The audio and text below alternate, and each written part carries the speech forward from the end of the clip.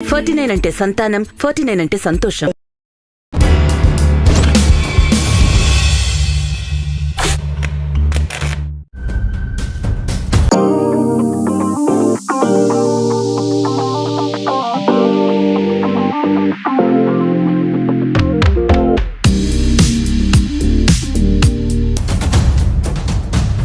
నాయన గారు Murali alias Ravi alias Suresh ఎందుకు అడుగులు పట్టారు? ప్రధానంగా హై స్కూల్ లెవెల్ నుంచే దాంట్లో సీరియస్గా పాల్గొనే వాళ్ళం. మంగీ దళం అనగానే అప్పట్లో పోలీసులకు ఒక కొమ్రం భీమును చంపించిన ఇన్ఫార్మర్ను చంపించారు లట్టు పటేల్ అని చెప్పేసి. అప్పట్లో రామారావు గారు నక్సలెట్ దేశభక్తులు అని ఆయన అనౌన్స్మెంట్ చేశారు. దాని పార్టీ ఏ విధంగా స్వీకరించి? అది ఎలక్షన్ స్టార్ట్గానే భావించింది పార్టీ. ఎందుకంటే రామారావు నక్సలైట్ల దేశభక్తులు అని చెప్పేసి మాట్లాడాల్సి వచ్చిందని చెప్పేసి ఆ రోజున పార్టీ భావన. ఓకే, సెంట్రల్ కమిటీ తర్వాత ఎక్కడికి వచ్చారండి? డెన్ కీపర్గా పోయినా నేను. కవర్ ఏంటి అక్కడ? కవర్ నేను sanitary and engineering spare parts యొక్క డీలర్. 10,000 గ్రానైట్స్, హ్యాండ్ గ్రానైట్స్, 47 తుపాకులు, వీటితోటి పార్టీ నేను అరెస్ట్ అయ్యాను. తెలంగాణలో ఏ జైల్లో పెట్టారు? ఫస్ట్ స్టార్టింగ్ మా మిస్సెస్నేమో వరంగల్ పంపించారు. వరంగల్ జైల్లో మీరు హంగర్ స్ట్రైక్ చేయడానికి కారణం? ఒకటి ఏంటంటే పార్టీ పిలుపు మేరకు రాష్ట్ర వ్యాప్తంగా ఒకే రోజు హంగర్ స్ట్రైక్ స్టార్ట్ చేయాలి. ఈ విధంగా కోఆర్డినేషన్ ఎవరు చేశారండి? వెంకటరమణ అని చెప్పేసి హంగర్ స్ట్రైక్లో చనిపోయాడు. మీరు వరంగల్ జైలు నుంచి ఆదిలాబాద్ ఏ విధంగా వచ్చారు? శ్రీశైలం నుంచి ఆదిలాబాద్ దాకా బై వాక్. 2002లో ఎందుకు పార్టీని వీడి? నా ఆరోపణ ఏంటంటే నేను పార్టీ మీద డైరెక్ట్ ఆరోపణ చేయదలుచుకున్నాను సార్. ఒకటి అంటే పార్టీ మీద కోపం? పార్టీ అంటే ఈ విషయాన్ని మీరు సెంట్రల్ కమిటీ దృష్టి తీసుకెళ్ళి సెంట్రల్ కమిటీ మెంబర్కి చెప్పాను. ఎవరికి వచ్చేది చెప్పారు? కటకము ఆనంద్ చెప్పాను సార్. బయటకు వస్తాను విషయం చెప్పారా పార్టీకి? పార్టీ అనుమతి ఇచ్చిందా? పార్టీ అనుమతి. అంటే మీరు రిలీజ్ చేసేసరికి నైమ్లు బాగా యూజీలో ఉన్నాడు. లేదు సార్, నేను ఆల్రెడీ గ్యాంగ్ వార్ తయారు చేసుకున్నాను. గ్యాంగ్ వార్ తయారు. ఓకే, అయితే అడవుల్లో ఉండాలి లేదా నా దగ్గర ఉండాలి అంటాడు కదా, మరి మీకు విడిచిపెట్టాడా? నయీం అంత సాగి ఎదుగుతాడు ఎప్పుడైనా ఊహించారు మరి? ఒక రకంగా చెప్పాలి అని అంటే చాలా సఫర్ అయ్యిండు, కుటుంబ పరంగా దెబ్బతిన్నాడు. అంటే ఏ విధంగా నష్టపోయింది ఫ్యామిలీ? అంటే అది కొంచెం చాలా ఇష్యూస్ ఉన్నాయి సార్ దాంట్లో. బుల్లెట్ ద్వారా సామ్రాజ్యం, బ్యాలెట్ ద్వారా సామ్రాజ్యం. బుల్లెట్ ద్వారా సామ్రాజ్యం సాధించడం అనేది దీర్ఘకాల యుద్ధం అవుతుంది. అసలు దాని ద్వారా సాధించే అవకాశం ఉందంట? పాసిబుల్ సార్, సాధ్యం కాదు. ఎందుకంటే యువత మేలుకోండి.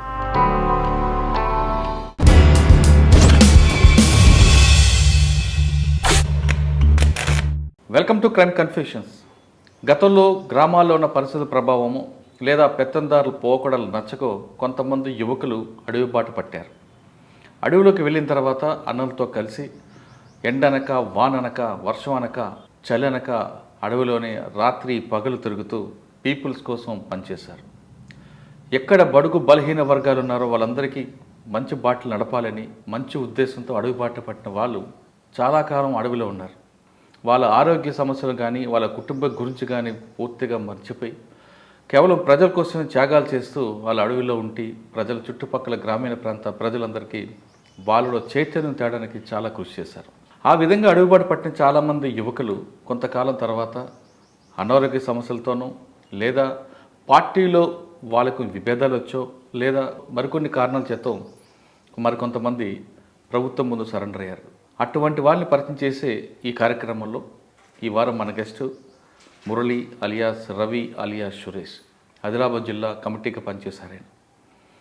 దాదాపు 5.5 సంవత్సరాలు ఆదిలాబాద్ జిల్లాలో అప్పట్లో పరిస్థితులు ఏ విధంగా ఉండేవి, ఆ టైంలో ఇలాంటి పరిస్థితి ఉండేది, ఏ పరిస్థితుల ప్రభావంతో ఆయన అడుగుబాటు పెట్టారు, ముఖ్యంగా చెప్పాలంటే మంగ్లీ దళంలో పనిచేసిన ఆయన అప్పుడు ఎలాంటి కార్యక్రమాలు చేపట్టారు, వాళ్ళు అనుకున్న లక్ష్యం సాధించారా లేదా అనే విషయంతో పాటు ఒక లక్ష్యం కోసం వెళ్ళి అడవిలో ఉన్న ఆయన తిరిగి ఎందుకు జనజీవన శ్రమంతో కలవాల్సి వచ్చిందన్న విషయాల్ని మురళిని తెలుసుకుందాం. మురళి గారు నమస్తే అండి. నమస్కారం. మీ పేరు మురళి, నా పేరు Murali. Sir Murali alias Ravi alias Suresh, Nayani Murali, నాయన గారు మురళి. ఆదిలాబాద్ జిల్లా అనగానే గతంలో తీసుకుంటే ఒక మారుమూల ప్రాంతం, ఆంధ్రప్రదేశ్కి మహారాష్ట్ర సరిహద్దు. ఇక్కడ రోజు జరగని కార్యక్రమం అంటూ ఉండేది కదా అప్పట్లో. 1970 నుంచి దీని చరిత్ర తీసుకుంటే ఎప్పుడులో ఇక్కడ జరుగుతున్న కార్యక్రమాలు గ్రామీణ ప్రాంతంలో పెత్తందారుల పోకడలు అవ్వచ్చు, రకరకాల భూస్వాముల వ్యవస్థ అవ్వచ్చు, ఈ రకరకాల ఇష్యూస్ చేత కొంతమంది గ్రామీణ ప్రాంతాలు మీలాంటి యువకులు అప్పట్లో అడుగుబాటు పట్టడం, మీ లక్ష్య సాధన కోసం వాళ్ళు జీవితాన్ని త్యాగం చేసి తిరిగిన రోజులు నేను. అడవిలో వెళ్ళి పనిచేయడం అనేది అంత ఆషామాషి వ్యవహారం కాదు.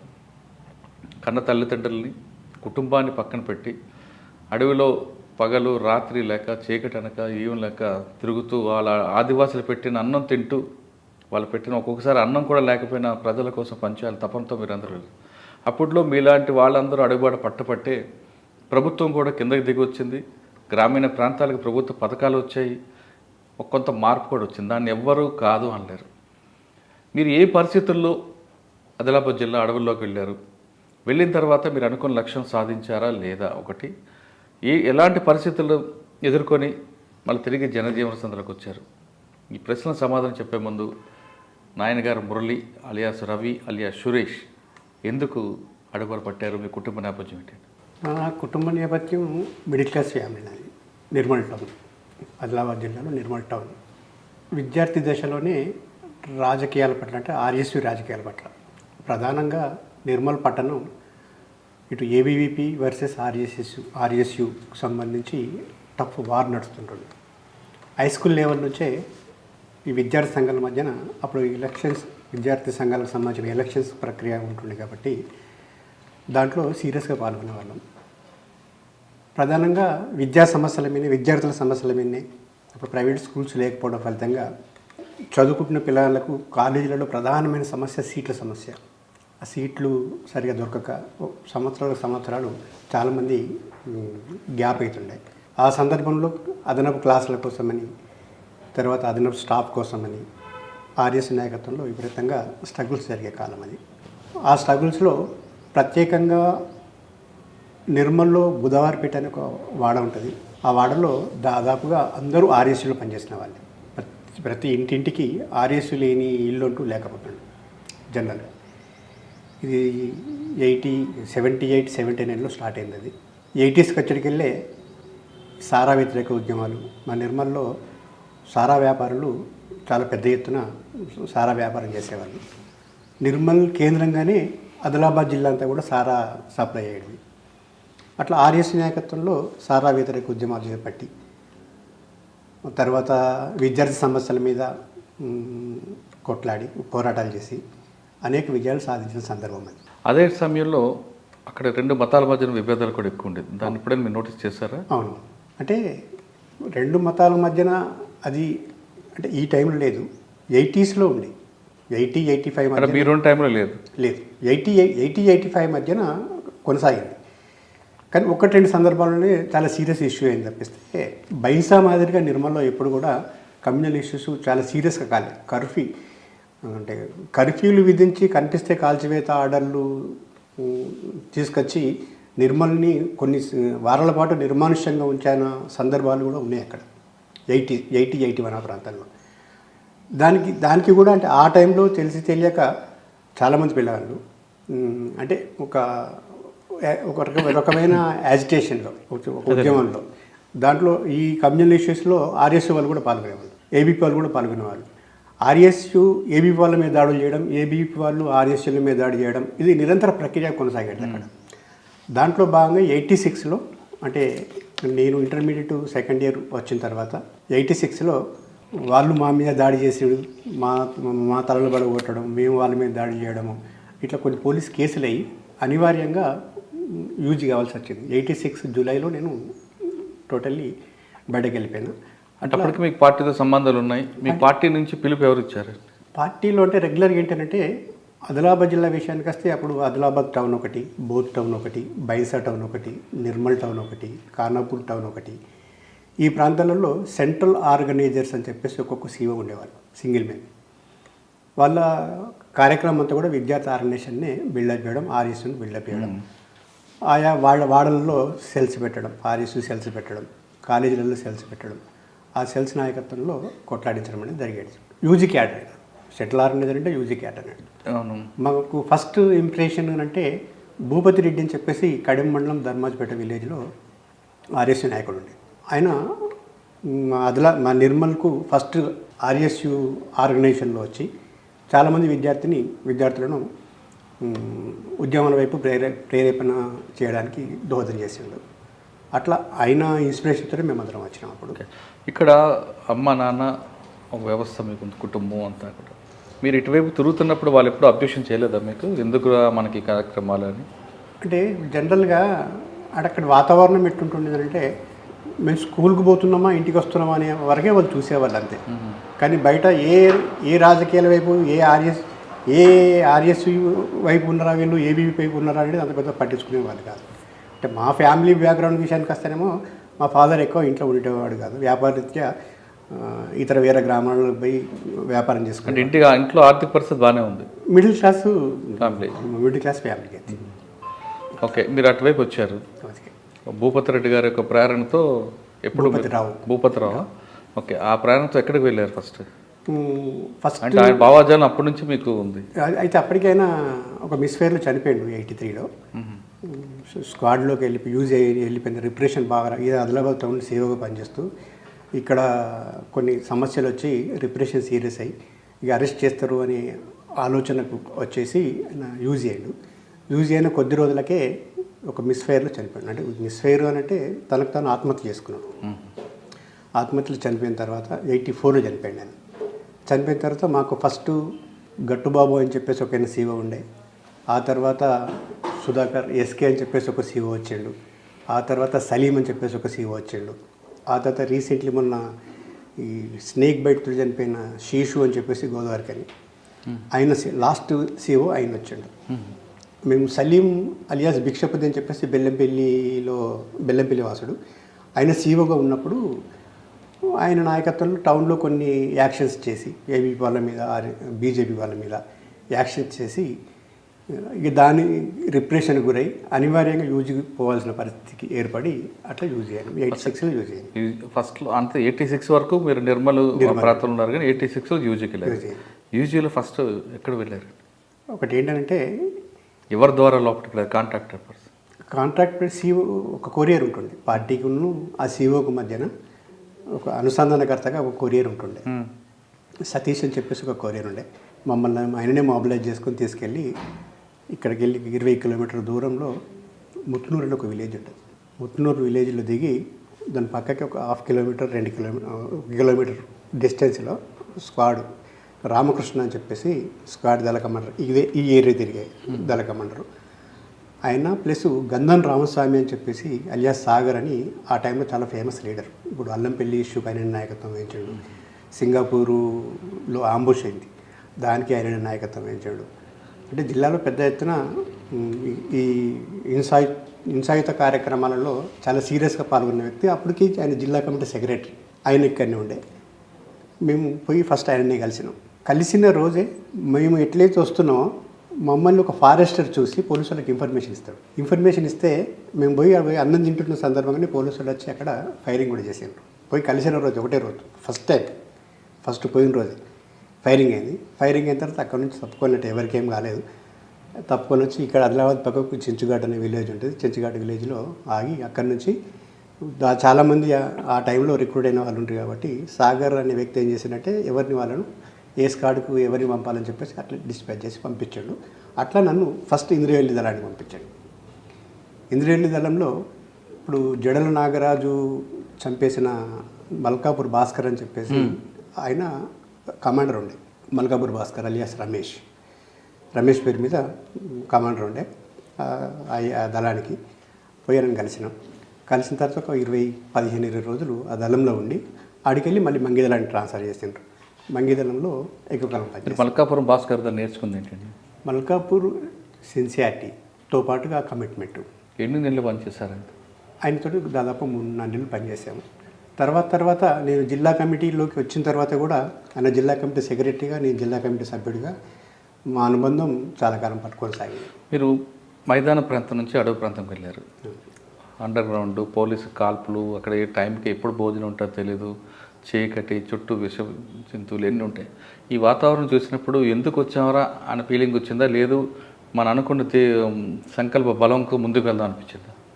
అక్కడ అలాంటి ఆలోచన అనేది ఎందుకు వచ్చినామనే ఆలోచన ఎప్పుడు వచ్చేదే కాదు. అంటే ఒక పొలిటికల్ కాన్సెప్ట్ తోటి ఉన్నాం కాబట్టి, అప్పటికి ఆర్ఎస్యు రాజకీయాల్లో పనిచేసిన వాళ్ళం కాబట్టి, ఏదో గ్రామీణ ప్రాంతం నుంచి పోయేవాళ్ళు లేకపోతే ఎలాంటి పొలిటికల్ కాన్షియస్ లేని వాళ్ళు పోయినప్పుడు ఆ రకమైన ఆలోచనలు కొద్దిగా వస్తాయి. కానీ ఈ కష్టాలు ఈ నష్టాలు ఇవన్నీ ఉంటాయనే ఆలోచనతోటి పోయిన పర్సన్స్ మేము అట్లా పోయినాం. అయినా పార్టీ కూడా అంటే మాలాంటి వాళ్ళకి సంబంధించి కూడా వీళ్ళను పార్టీలో అంటే చదువుకునే వాళ్ళు రావడం అనేది చాలా తక్కువ. ట్రైబల్ ఆదిలాబాద్ జిల్లా ఆర్గనైజేషన్ అంటే ట్రైబల్ ఆర్గనైజేషన్, మొత్తం దళాలన్నీ కూడా ట్రైబల్ ఏరియాలే ఉన్నాయి. ఒక చెన్నూరు ఏరియా, ఒక సింగపూర్ ఏరియా, ఈ రెండే నాన్ ట్రైబల్ ఏరియాస్. ఇక్కడ నుంచి వచ్చే రిక్రూట్మెంట్ తెలుగు రిక్రూట్మెంట్, అది కూడా ఇండోసెంట్ పీపుల్ రిక్రూట్ అయ్యేవాళ్ళు. మేము టౌన్లో నుంచి రిక్రూట్ అయ్యే వాళ్ళని కాపాడుకోవాలి, ఇలా నాయకత్వ స్థానంలోకి తీసుకురావాలనే కాన్సెప్ట్ తోటి కాపాడుకుంటూ వచ్చింది, పార్టీ కూడా కాపాడుకుంటూ వచ్చింది.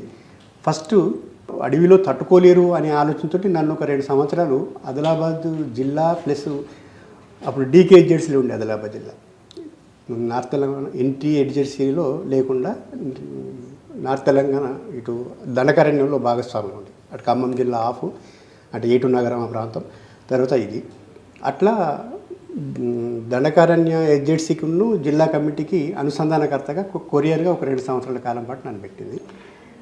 2 సంవత్సరాలు అది బయటనే ఉండి పనిచేస్తాను. ఈజీలో పనిచేస్తున్న టైంలో ఎప్పుడు ఇంటివైపు మనసు పడలేదు? అమ్మా నాన్న ఎప్పుడు అట్లాంటి ఆలోచన రాలేదు, ఎప్పుడు రాలేదు ఆలోచన. కంప్లీట్గా పీపుల్స్కే మీరు అంకితం. పీపుల్స్కి వెళ్ళిపోయి. ఓకే, భాస్కర్ గారు పనిచేస్తున్నప్పుడు తర్వాత మంగీ దళంలో మీకు బాగా గుర్తుండిపోయిన సంఘటన చెప్పండి. మంగీ దళం అనగానే అప్పట్లో పోలీసులకు ఒకటి ఏంటంటే మంగీకి సంబంధించిన భౌగోళిక పరిస్థితి ఏంటంటే పోలీస్కు రావడానికి ఆస్కారం లేని పరిస్థితి. ఇప్పుడు ఆసిఫాబాద్ లిమిట్స్లో, ఎందుకంటే పెద్ద పెద్ద కొండలు, పెద్ద పెద్ద గుట్టలు. ఒక గుట్ట ఎక్కాలి అని అంటే మినిమం 45 మినిట్స్ పడుతుంది ఆగకుండా ఎక్కాలి అని అంటే. ఏ గుట్ట ఎక్కినా, ఎందుకంటే దానితో పాటుగా మంగిలో కొమ్రం భీంకి సంబంధించిన స్ట్రగుల్ వారసత్వం ఉన్నది ఆ మంగి ఏరియాలో. ఇప్పుడు జోడన్ఘాట్ కానివ్వండి, పాట్నాపూర్ కానివ్వండి, ఆ 12 గ్రామాలకు సంబంధించినవి, తర్వాత సిరియన్ మోవడు, గోపేర, మాధుర, ఈ గ్రామాలన్నీ కూడా అంటే ఒక 5 దశాబ్దాల క్రితం నుంచే ఉద్యమాలలో కీలక పాత్ర పోషిస్తున్నాయి. అది కొమ్రం భీం గారు. కొమ్రం భీము చనిపోయిన తర్వాత కూడా ఇప్పుడు భూమయ్య కిష్టా కూడా పేరుండి ఉంటారు. మేము ఆయన 70స్లో ఉరి తీసిండ్రు. కరీంనగర్ జగిత్యాల రైతాంగ సాయుధ పోరాటంలో పాల్గొన్నప్పుడు ఆ పోరాట స్ఫూర్తితోటి కొద్దిమంది ఈ ప్రాంతం నుంచి వచ్చిన వాళ్ళు, ఆదిలాబాద్ జిల్లా వాసులే, భూమయ్యను కిష్టాకోటి ఇద్దరు కూడా, వాళ్ళు స్వతహాగా ఎలాంటి ఆర్గనైజేషన్ పార్టీతోటి సంబంధం లేకుండా వాళ్ళు ఒక దళంగా ఎస్టాబ్లిష్ అయ్యి కొమ్రం భీమును చంపించిన ఇన్ఫార్మర్ను చంపించారు, లట్టు పటేల్ అని చెప్పేసి సిరియన్ మోడ్లో చంపారు. తర్వాత కొద్దిమంది ట్రైబల్ భూస్వాములను కూడా చంపారు వాళ్ళు. ఇప్పుడు ఆత్రం సక్కు ఎమ్మెల్యే విలేజ్లో లక్ష్మీపూరు, గోవిన, గిన్నెర అనే గ్రామాలు ఉన్నాయి. ఈ గ్రామాలకు సంబంధించిన కొద్దిమంది భూస్వాములు కూడా చంపారు. అట్లా పోరాట వారసత్వం ఉన్న ప్రాంతం అది. దానికి తోడు ఏంటంటే బలగాలకు, అంటే ప్రభుత్వ బలగాలకు ఎలాంటి ఇన్ఫర్మేషన్ పోయేది కాదు. ఒకవేళ పోయినా వాళ్ళు వచ్చేంత వరకు వాళ్ళు, అంటే అప్పటికి ప్రభుత్వ బలగాలలో ఉన్న బలహీనత, గుట్టలు ఎక్కకపోవడం, కరెక్ట్ దళాలను ట్రెస్ చేయలేకపోవడం, దానివల్ల జిల్లా నాయకత్వం అంతా కూడా మంగి దళాన్నే బేస్ చేసుకొని ఉండేది. ఏదైనా జిల్లా కమిటీ మీటింగ్లు కానివ్వండి, ఒక రాష్ట్ర కమిటీ మీటింగ్లు కానివ్వండి, ఇవన్నీ కూడా దాదాపుగా మంగిదళంలో జరిగేవి. అట్లా శత్రు దుర్భేద్యమైన ప్రాంతం మంగిదళం. అది ఇంతవరకు లాస్ట్ టైం 2000 తర్వాత 1-2 ఫైరింగ్లు అయినాయి తప్పిస్తే, అంతకుముందు 2000 బిఫోర్ ఎప్పుడు కూడా ఫైరింగ్లు కాలేదు. వాళ్ళకి వచ్చే అవకాశం కూడా లేకుండా మాదే పై చేయి ఉంటుంది. ప్రజల సహకారం కూడా అదే రకంగా ఉంటుండే. ఒక విలేజ్కి వచ్చిండ్రు అని అంటే ఇమ్మీడియట్లీ 10 విలేజ్లకు పాకిపోతుండే పోలీసులు, చిరు పోలీసులు అని చెప్పేసి. విలేజ్ని తాకకుండా అడవి నుంచి వచ్చే పరిస్థితి అక్కడ మంగిదళంలో శత్రు బలగాలకు ఉండకపోతుంది. దానివల్ల నాయకత్వం అంతా కూడా అక్కడనే కేంద్రీకృతమై ఉంటుండే. ప్లస్ దానికి తోడు జనరల్గా మంగిదళానికి సంబంధించిన దాంట్లో యాజిటేషన్ చాలా తక్కువ ఉంటుండే. ఎందుకంటే భూస్వామ్య వ్యవస్థ లేదు. కొమ్రం భీం పీరియడ్లో ఆసిఫాబాద్కి సంబంధించిన షావుకారులు, ఫారెస్ట్ అధికారులు, వాళ్ళ యొక్క అణచివేత ఉంటుండే. అది అయిపోయిన తర్వాత పార్టీ ఎస్టాబ్లిష్ అయిన తర్వాత, దళం ఎస్టాబ్లిష్ అయిన తర్వాత అక్కడ ఫారెస్ట్ అధికారులకు సంబంధించిన వేధింపులు లేవు, షావుకారుల దోపిడీ లేదు. ఒకవేళ చేస్తే పార్టీ డెవలప్మెంట్ కార్యక్రమాలు చేస్తుంటాయి. రోడ్లు కానివ్వండి, స్కూల్స్ కానివ్వండి. అప్పుడు ఆ టైంలో గ్రామాలలో స్కూల్స్ పెట్టియడం, లేదా రోడ్స్ వేయడం, లేదా వ్యవసాయానికి సంబంధించిన కోఆపరేటివ్ సంఘాలు పెట్టి రైతులకు రుణాలు ఇచ్చి లేదా విత్తనాలు ఇచ్చి లేదా చిన్న చిన్న చెక్ డ్యామ్స్ అవి ఇవి కట్టించి నీటిపారుదల ఇవన్నీ చేసి ఆ రకమైన డెవలప్మెంట్ కార్యక్రమాలు పార్టీ చేపడుతుండే ఆ టైంలోనే. కాబట్టి బయటకు ఇన్ఫర్మేషన్ పోకపోతుండే, శత్రువు అనేటోడు రాకపోతుండే. అట్లా దానివల్ల అదొక బేస్ ఏర్పడ్డది అక్కడ మంగిదల. సార్, మంగిదలలో పనిచేస్తున్న టైంలో మీకు బాగా గుర్తుండిపోయిన సంఘటన చెప్పండి. బాగా గుర్తుండిపోయే సంఘటన అంటే నేను ఇందాక చెప్పాను, ఇప్పటి వరకు మంగిదలంలో అంటే సంచలనాత్మక సంఘటనలు అంటూ ఆ మంగిదలం నాయకత్వంలో ఏవి కూడా జరగలేదు. ఒకటి జరగడానికి స్కోప్ కూడా ఉండకపోతుండే. దానికి కారణం రెండు: లీడర్షిప్ మొత్తం అక్కడనే కాన్సన్ట్రేట్ కావడం, హింసాత్మక చర్యలు పాల్పడితే శత్రు నిర్బంధం పెరిగి మళ్ళీ నాయకత్వానికి షెల్టర్ లేని పరిస్థితి ఏర్పడుతుందని చెప్పేసి ఒక ఇది ఉండడం. దీనివల్ల సంచలనాత్మక కార్యక్రమాలు అంటూ పెద్ద ఎత్తున అంటే పీపుల్కి సంబంధించిన కార్యక్రమాలు మాత్రం ఎక్కువ ఫోకస్ పెట్టాను. ఇంకొకటి ఏంటంటే ఈరోజు కొమరం భీంకి సంబంధించిన జోడన్ ఘాట్లో పెద్ద ఎత్తున కార్యక్రమాలు చేపడుతున్నారు. ఫస్ట్ 85 వరకు కొమరం భీం అంటే ఎవరు కూడా తెలియని పరిస్థితి, సమాజానికి తెలియదు.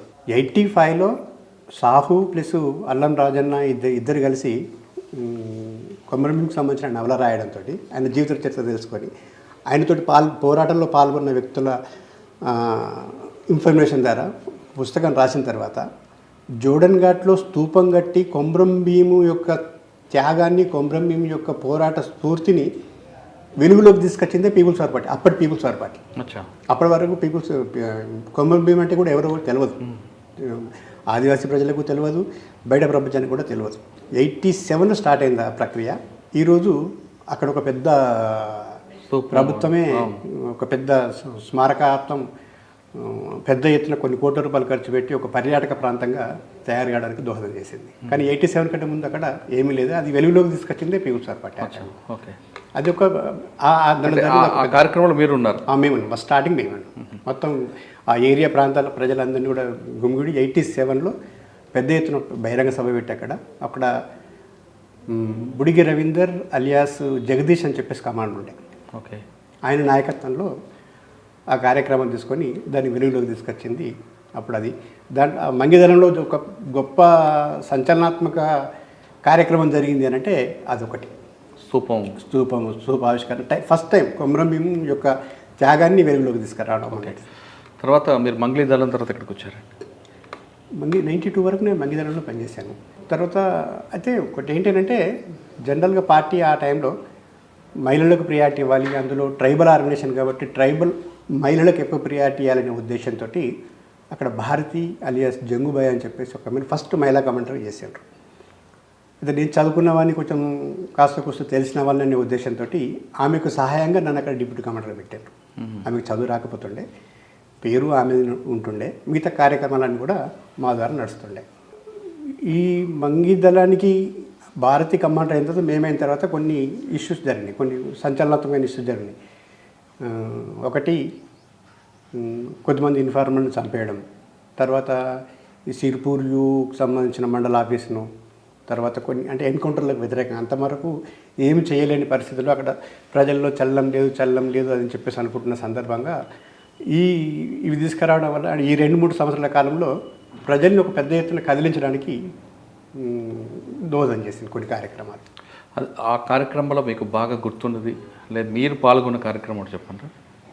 మీరు పాల్గొన్న కార్యక్రమం అంటే ఒకటి అంటే మీకు ఇబ్బంది లేకపోతే కొన్ని ప్రభుత్వ ఆస్తులను ధ్వంసం చేయడం అనేది అంతవరకు అక్కడ ఆ ప్రాంతంలో అది లేకుండా 80sలో ఆ ప్రాంతంలో అది లేకుండే. శత్రువు మీద అయితే ఎప్పుడు దాడులు చేయడం కానీ శత్రువు పార్టీ మీద దాడి చేయడం కానీ అట్లాంటి సంఘటన. ఆ టైంలో మీకు బాగా ఇబ్బంది పెట్టే పోలీస్ ఆఫీసర్ ఎవరు ఉండేవారండి? అంటే ఈ ఆఫీసర్ నుంచి మనకు చాలా అంటే ఇప్పుడు వివేక్ ఆ టైంలో ఆయన నాయకత్వంలో ఫస్ట్ స్టార్టింగ్ అడవిలోకి కుమ్మింగ్ రావడం అనేది స్టార్ట్ అయింది. టెర్రర్ ఆఫీసరే ఉండే జిల్లాకు సంబంధించి, కానీ నష్టాలు ఇరువైపులు ఎప్పుడు కూడా జరగలేదు. మిగతా దళాల్లో జరిగినంత ఎక్స్చేంజ్ ఆఫ్ ఫైరింగ్స్ కానివ్వండి ఇంకోటి కానీ దాంట్లో జరగలేదు. ఓకే, కానీ మీరు ఇన్ఫార్మల్ పేపర్ చాలామంది చంపడం అన్నది మీరు ఏ విధంగా సమర్థించుకుంటారు? ఎందుకంటే వాళ్ళు ఆదివాసీలే కదా. కరెక్టే. ఒకటి ఏంటంటే దీంట్లో అంటే చెప్పమంటే వాళ్ళకి పోలీసుల వైపు నుంచి ఉంటుంది, చెప్పకపోతే పోలీసులు, చెప్తే మీరు. మీ ఇద్దరి మధ్యన అప్పుడు ఆదివాసులు నలిగిపోయినది వాస్తవం కాదంటారు? ఒకటి ఏంటంటే ఇప్పుడు జనరల్గా ఆ టైంలో అంటే ఆర్థిక ప్రయోజనాన్ని ఆశించి మాత్రమే ఇన్ఫార్మల్గా తయారైన వాళ్ళు ఉన్నారు చాలామంది. చెప్పాల్సిన అవసరం కూడా ఆ రోజు పార్టీకి వ్యతిరేకంగా చెప్పాల్సిన అవసరం కూడా నాకు లేకుండా, ఎందుకంటే ప్రభుత్వం వైపు నుంచి ఎలాంటి సంక్షేమ కార్యక్రమాలు కానివ్వండి, ఇవి ఒక డిఆర్డీపోలు తప్పిస్తే, ఒక ఇది ఎన్టీ రామారావు ప్రవేశపెట్టిన ₹2 కిలో బియ్యం తప్పిస్తే ఇతరత్ర రోడ్లు కానీ స్కూల్స్ కానీ ఇవన్నీ కూడా ఇవి లేవు ఆ టైంలో. అల్లంపల్లి ఇన్సిడెంట్ జరిగిన తర్వాత అల్లంపల్లిలో ఆంబుష్ జరిగి ఒక 11 మంది పోలీసులు చనిపోయిన తర్వాత ఎన్టీ రామారావు కొన్ని సంస్కరణలు చేపట్టి ట్రైబల్ ప్రాంతంలో ఉన్న ఆదివాసీ యువకులు పార్టీ వైపు మరలకుండా, పార్టీ వైపు రిక్రూట్ కాకుండా 7th చదివినా సరే ఆ 7th క్వాలిఫికేషన్ తోటే ఒక 1000 మందికి ప్రభుత్వ ఉపాధ్యాయ ఉద్యోగాలు ఇచ్చారు. అది ఈ టైపు అంటే కొంచెం ప్రభుత్వ ప్రలోభాలకు గురైన వాళ్ళు కొద్దిమంది, ప్రలోభాలకు గురైన వాళ్ళు మాత్రమే ఇన్ఫార్మల్గా తయారయ్యారు. తర్వాత ప్రభుత్వ సంస్కరణలు అనేవి కూడా 1-2 సంస్కరణలు తప్పిస్తే ఈ రోజు జరుగుతున్న సంస్కరణల వరకు ఏవైతున్నాయో అవి ఆ రోజు లేవు, అసలు లేవు. అసలు ప్రభుత్వం ఏంటో కూడా ఆ ప్రజలకు తెలియని పరిస్థితి. అప్పట్లో రామారావు గారు నక్సలైట్ దేశభక్తులు అని ఆయన ఒక అనౌన్స్మెంట్ చేశారు. దాన్ని పార్టీ ఏ విధంగా స్వీకరించింది? అది ఎలక్షన్ స్టార్ట్గానే భావించింది పార్టీ. ఎందుకంటే పాలక వ్యవస్థను ఎలక్షన్స్ను బహిష్కరిస్తూనే ఉన్నది పార్టీ మొదటి నుంచి. ఎవరైనా కూడా ఆ రోజు జరుగుతున్న ఉద్యమాలను దృష్టిలో పెట్టుకొని తెలంగాణ డిస్టిక్లలో తెలంగాణ రాష్ట్రంలో ఆ ఉద్యమాలను చూసినప్పుడు ఉద్యమాలను సపోర్ట్ చేయకుండా, ఉద్యమాలను పరోక్షంగా అయినా కూడా పొగడకుండా ఎలక్షన్స్లోకి పోలేని పరిస్థితి ఏర్పడ్డది. స్థానికంగా నిలబడ్డ ఎమ్మెల్యేలు కానివ్వండి, స్థానికంగా నిలబడ్డ ఎంపీలు కానివ్వండి, అందరూ కూడా దాదాపుగా పార్టీతోటి ఏదో ఒక మేరకు సంబంధాలు ఉన్న వ్యక్తులు మాత్రమే ఉన్నారు. దీన్ని దృష్టిలో పెట్టుకొని ప్రజలలో ఉన్న పార్టీకి ఉన్న పలుకుబడి ఏదైతుందో దాన్ని గెయిన్ చేసుకోవాలనే దాంట్లో భాగంగా రామారావు నక్సలైట్ల దేశభక్తులు అని చెప్పేసి మాట్లాడాల్సి వచ్చిందని చెప్పేసి ఆ రోజున పార్టీ భావన. ఓకే, రామారావు గారి విషయం పక్కన పెడతామండి. మీరు రాజకీయ తరగతులు తీసుకున్నారు, ఏ విధంగా మోటివేట్ చేస్తారు అక్కడ ఉన్న వాళ్ళకి? ఒకటండి, ఇప్పుడు జనరల్గా అంటే దేశ ఆర్థిక వ్యవస్థ మీద చూపించేవారా లేదా సామాజిక కోణంలో ఎక్కువ క్లాస్? మూడు సబ్జెక్టులు ఉండేవి. ఒకటి ఫస్ట్ ఫిలాసఫీ, తత్వశాస్త్రం చెప్పేవాళ్ళు. తత్వశాస్త్రానికి సంబంధించిన యొక్క ఉద్దేశం ఏంటంటే భౌతిక పరిస్థితి ఏంటి, వాళ్ళకు ట్రైబల్ ప్రజలలో ఉన్న మూఢ విశ్వాసాలు, మూఢభక్తి, మూఢాచారాలు, భానుమతి, దేవుడు వగేరా వగేరా ఇవన్నిటికీ కారణం ఏంటి, అది పాలక వర్గాలు, దోపిడీ వర్గాలు ప్రజల లోపలికి ఎట్లా తీసుకొచ్చినాయి అని చెప్పేసి చెప్పడానికి ప్రధానంగా పార్టీలో ఉన్న క్యాడర్ని అయినా కూడా ఎడ్యుకేట్ చేసుకుందామనే ఆలోచనతోటి తత్వశాస్త్ర క్లాసులు చెప్పేవాళ్ళం. ఆ తర్వాత దేశ ప్రపంచ మార్క్స్ సంబంధించిన పెట్టుబడిని, మార్క్స్ రాసిన పెట్టుబడిని బేస్గా చేసుకొని ఆర్థిక ఎకనామిక్స్ క్లాసులు చెప్పేవాళ్ళం. తో పాటుగా రెండో ప్రపంచ యుద్ధం అంటే 1917 నుంచి మొదలుకొని మొదటి ప్రపంచ యుద్ధంలో రష్యా ఇట్లా విముక్తి అయింది, రెండో ప్రపంచ యుద్ధంలో చైనా ఇట్లా కమ్యూనిస్టులు విముక్తి చేసుకున్నారు అని చెప్పేసి ఆ టైం నుంచి ఫారిస్ విప్లవం నుంచి ఇప్పటి వరకు గల చరిత్రనంతా కూడా MLM అంటే మార్క్సిజం లెనినిజం, మావో ఆలోచన విధానానికి సంబంధించిన అదొక సబ్జెక్ట్. ఈ 3 సబ్జెక్టుల మీద ఎక్కువ కాన్సన్ట్రేట్ చేసి సీరియస్ క్లాసులు చెప్పేవాళ్ళు. అట్లా చాలా వరకు ఎడ్యుకేట్ చేసేవాళ్ళం. అంటే మీరు ఎంచుకున్న 3 సబ్జెక్టులు మంచివే, కానీ అడవులకి పరిమితమైన ఆదివాసీలు వాళ్ళ అభివృద్ధి వైపు అడుగులు వేయాలంటే వాళ్ళకి సాంకేతికంగా కానీ లేదంటే విద్యాపరంగా కానీ వాళ్ళు కూడా వాళ్ళ కాళ్ళ మీద నిలబడే విధంగా మీరు అటువంటి క్లాసులు ఎందుకు తీసుకోలేకపోయారండి? అంటే వాళ్ళు అభివృద్ధి చెందకూడదన్నా? లేదు, అట్లని కాదు. అభివృద్ధి నేను ఇంతకుముందే మీకు చెప్పిన అభివృద్ధికి సంబంధించి ప్రభుత్వాల వైపు నుంచి, పాలకుల వైపు నుంచి అసలు పరిపాలన అనేది లేని పరిస్థితులలో అభివృద్ధి అంటే ఏంది అనేది చూపించింది పార్టీ, చూపించింది వాళ్ళకి. ఆ రోజు వాళ్ళకు స్కూళ్ళు పెట్టించింది, బడులు పెట్టించింది, సంక్షేమ అంటే వ్యవసాయాన్ని ఎట్లా అంతకుముందు పోడు వ్యవసాయం చేసేవారు, పోడు వ్యవసాయాన్ని వద్దు అని చెప్పేసి స్థిర వ్యవసాయం ఎట్లా చేయాలి అని చెప్పేసి నేర్పించిందే పార్టీ. వాళ్ళకి విత్తనాలు సప్లై చేసింది, ఎరువులు సప్లై చేసింది. తర్వాత నీటి వనరులు ఆ పార్టీకు అవకాశాలు ఉన్న దగ్గర ఒక రకంగా ఒక సంవత్సరంలో పార్టీకి వచ్చే ఫండ్ బయట నుంచి కాంట్రాక్టర్ల దగ్గర నుంచి, తర్వాత దోపిడీదారుల దగ్గర నుంచి పార్టీకి వచ్చే ఫండులో 50% అభివృద్ధి సంక్షేమ కార్యక్రమాలకు పార్టీ ఖర్చు పెట్టింది. అంటే మీరు చేస్తున్న నిర్ణయం వల్ల, మీరు చేసుకున్న సంక్షేమ కార్యక్రమం వల్ల ఆదివాసుల మార్పు వచ్చింది. చాలా బ్రహ్మాండంగా వచ్చింది. అందుకే ఆ మార్పే లేకపోతే అసలు ఈ రోజు అది ప్రభుత్వం అప్పుడు చేసిన పార్టీ సంక్షేమ కార్యక్రమాలు ఏవైతుందో ప్రభుత్వాలు చూసి ప్రభుత్వాలు ఇప్పుడు అవి చేస్తున్నాయి కాబట్టి పార్టీకి స్థానం లేకుంటాయి. ఉత్తర తెలంగాణలో ఒకటి ఏంటంటే దీంట్లో పార్టీ చాలా సీరియస్గా, అంటే అది పెద్ద సబ్జెక్ట్ అనుకోండి, సీరియస్గా తప్పు చేసింది ఏంటంటే మార్క్సిజం లెనినిజం ఆలోచన విధానం ప్రకారం ప్రజల్ని రాజ్యాధికారం వైపు మరల్చే విధంగా వాళ్ళకు పొలిటికల్ చైతన్యం కలిగించాలి. మావోన్నా లేదా లెనిన్ అన్న వీళ్ళు అంటారు ఏంటంటే వాళ్ళని అటువైపు మరల్చడానికి వాళ్ళతో చేయించే ఆర్థిక పోరాటాలు ఏవైతే ఇప్పుడు దున్నేవాడికే భూమి ఉన్నది అనుకున్నాం, దున్నేవాడికే భూమి అనేది కూడా ఒక ఆర్థిక పోరాటమే, రాజకీయ పోరాటం కాదు. కాకపోతే ఒక భూస్వామి అప్పటి వరకు అణచివేసి వాళ్ళను కనీసం మనుషుల లెక్క కూడా చూడని ఒక భూస్వామి యొక్క అహాన్ని దెబ్బతీయడం అనేది ఒక రాజకీయ చైతన్యం. కరెక్ట్, రాజకీయ చైతన్యం. కానీ ఆ రాజకీయ చైతన్యం మరల్చడం, ఆ కాన్సెప్ట్ ప్రజల్లోకి చొప్పించడం కాకుండా కేవలం ఆర్థిక ప్రయోజనాలు, అంటే భూమి రావడం వల్ల ఆర్థిక ప్రయోజనం చేకూరుతుంది, లేదా ఒక కూలి పెరగడం వల్ల ఆర్థిక ప్రయోజనం చేకూరుతుంది, ఒక పైలట్ వేతనం పెరగడం వల్ల ఆర్థిక ప్రయోజనం చేకూరుతుంది. ఈ ఆర్థిక ప్రయోజనాలను రాజకీయ ప్రయోజనాల వైపు, రాజకీయ పోరాటాల వైపు మరచడంలో పార్టీ ఘోరంగా విఫలమైంది తెలంగాణలో. దానివల్లనే ప్రజలు పార్టీకి దూరం అయ్యారు. అంతే. ఆ ఆర్థిక ప్రయోజనాలు ఏవైతున్నాయో పార్టీ చేసిన పార్టీ ఉన్నప్పుడు 50 రూపాయలు సంపాదించినోడు ఈరోజు కూర్చున్న దగ్గర ప్రభుత్వాలు ఇస్తున్న సంక్షేమ కార్యక్రమాలు, పెన్షన్లు వగేరా వగేరా ఇవన్నీ వచ్చిన తర్వాత వాడికి పార్టీ అవసరం ఏర్పడుతుంది. రాజ్యాధికార ఆకాంక్షనే లేదు. రాజ్యాధికార ఆకాంక్షకు సంబంధించిన రాజకీయాలే వాళ్ళకి చొప్పించలేకపోయారు. కాబట్టి ప్రభుత్వమే ఆ కార్యక్రమాలు చేపట్టిన తర్వాత, ప్రభుత్వమే ఇచ్చిన తర్వాత ఇక పార్టీని వీళ్ళు వస్తే ఇవి వచ్చేటివి కూడా రాకుండా పోతే ఆర్థికంగా మేము దెబ్బతింటాం. దానికి తోడు ప్రభుత్వానికి సంబంధించిన నిర్బంధం విపరీతంగా పెరుగుతుంది. ప్రభుత్వం నిర్బంధం పెరిగితే మన ఆర్థికంగా మనం దెబ్బతింటాం, జైళ్ళ పాలవుతాం, ఉన్న కోళ్ళు మేకలు వగేరా వగేరా అమ్ముకోవాల్సిన పరిస్థితి ఏర్పడుతుంది. కాబట్టి వాళ్ళు రాకుండానే బాగుంటుంది అనే కాన్సెప్ట్ ఈరోజు ఉన్నది తెలంగాణలో. దానివల్ల దళాలు రాలేకపోతున్నాయి. వచ్చినా కూడా ఇమీడియట్లీ ఇన్ఫర్మేషన్ పోతుంది, కూమింగ్ స్టార్ట్ అవుతున్నాయి, వాళ్ళు నీళ్ళు తక్కువ పరిస్థితి ఏర్పడుతుంది. ఎంత పెద్ద ఫారెస్ట్ ఉన్నా కూడా ఇప్పుడు ఆదిలాబాదు విస్తారంగా చూసుకుంటే తెలంగాణ, ఖమ్మం, కరీంనగర్కి సంబంధించిన ఈ ప్రాంతంలో బ్రహ్మాండమైన అడవి, ఏమన్నా చేసుకోవచ్చు. కానీ అడవి ఉన్నంత మాత్రాన అక్కడ అడవిలో ప్రజలతోటి సంబంధం లేకుండా పార్టీ తిరగలేదు. ఆ ప్రజలతో సంబంధాలకు పోయినాము అని చెప్పేసి అంటే ఇమీడియట్లీ బయటకు ఇన్ఫర్మేషన్ పోతున్నది. అంటే పార్టీ అవసరం అనేది పార్టీ చేసిన తప్పు వల్ల. ఇప్పుడు మీరు చెప్తున్నట్లుగా ప్రభుత్వం ఇచ్చిన ఆర్థిక వనరులు, ఆర్థిక సదుపాయాలు ప్రజలకు అందుబాటు అన్నది ఉంది.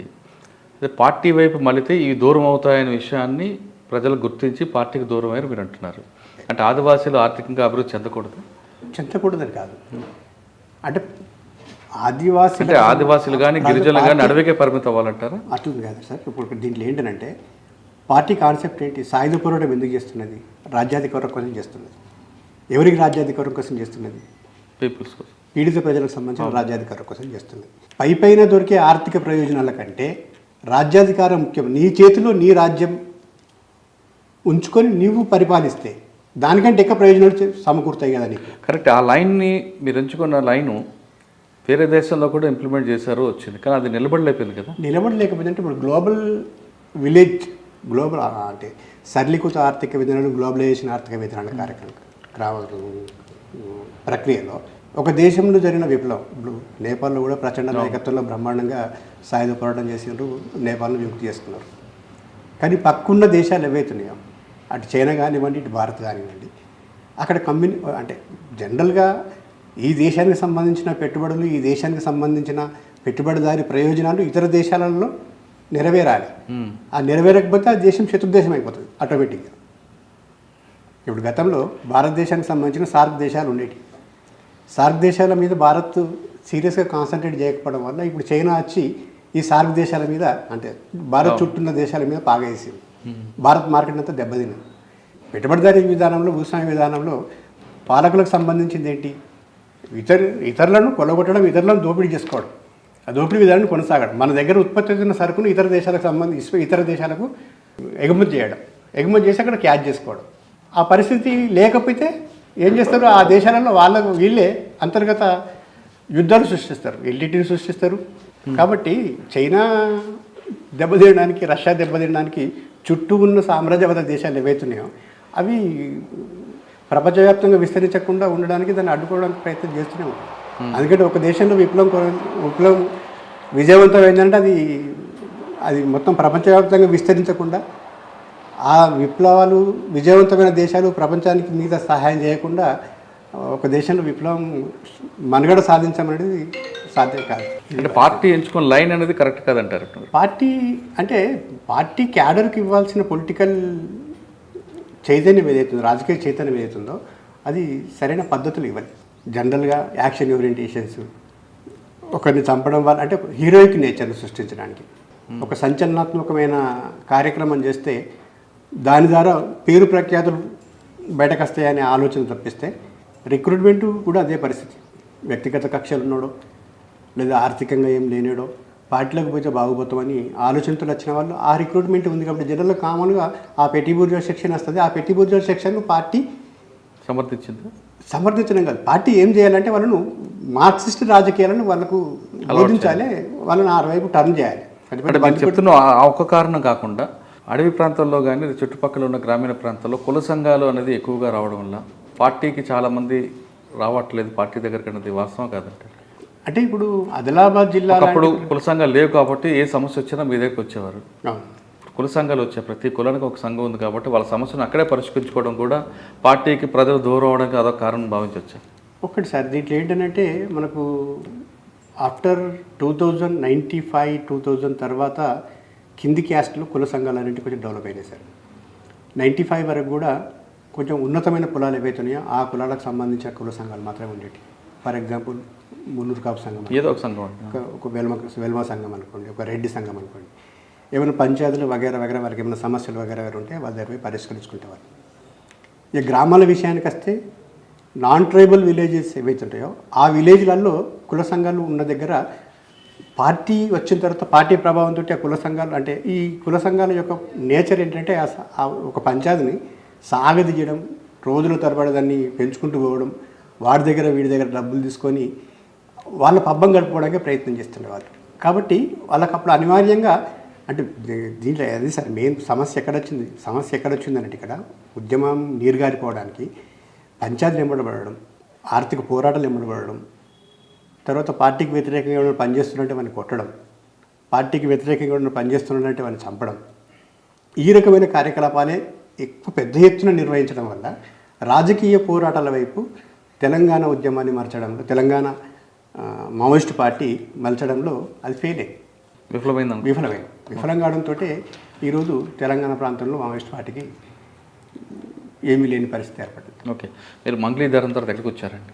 నేను మొత్తం పనిచేసింది 18 years సార్ మొత్తం పార్టీలో. ఓకే, 18 సంవత్సరాలు పనిచేస్తాను. ఎక్కడెక్కడ పనిచేస్తారు మంగళీధరం తర్వాత? మంగళీధరం తర్వాత సెంట్రల్, అంతకుముందు చెప్పాను నేను, పటేల్ సుధాకర్ రెడ్డి ఆ ట్రాప్ ఏదైతుందో ఆ వింగ్లోకి పోయాను. 92లో పార్టీ నాకు మ్యారేజ్ చేసింది. అక్క ఏం చేస్తారు?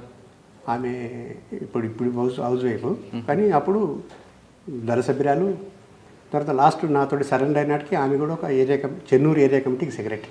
అచ్చా, ఓకే. మీరు పటేల్ సుధాకర్ రెడ్డి గారు, నల్ల ఆదిరెడ్డి, కొండపల్లి సీతామల్యం, ఒక పెద్ద పెద్ద వ్యక్తులతో సెంట్రల్ కమిటీ వ్యక్తులు, వాళ్ళందరూ కూడా డెడికేట్గా పార్టీ కోసం పనిచేసిన వ్యక్తులు. నల్ల ఆదిరెడ్డి గారు కానీ పటేల్ సుధాకర్ రెడ్డి గారు నేర్చుకుంది అంటే డెడికేషన్, వాళ్ళకున్న కమిట్మెంటు, అది ఇంపార్టెంట్. దాన్ని ఎవరు కాదనలేరు, దాన్ని ఎవరు కాదనలేరు. వాళ్ళు చేసిన త్యాగం చాలా మహోన్నతమైనది, దాంట్లో ఎలాంటి ఇవి లేవు. కాకపోతే ఏంటంటే కానీ పటేల్ సుధాకర్ రెడ్డి గారు ముభావంగా ఉంటారు, తక్కువ మాట్లాడతారు, కానీ ఆలోచన విధానం దూరదృష్టి ఉంటుంది అంటారు. వాస్తవం ఆయనంతే. అప్పుడు జైళ్ళల్లో ఉన్నప్పుడు శాఖమురప్పారావుకి సంబంధించి కూడా ఆయనకు సంబంధించిన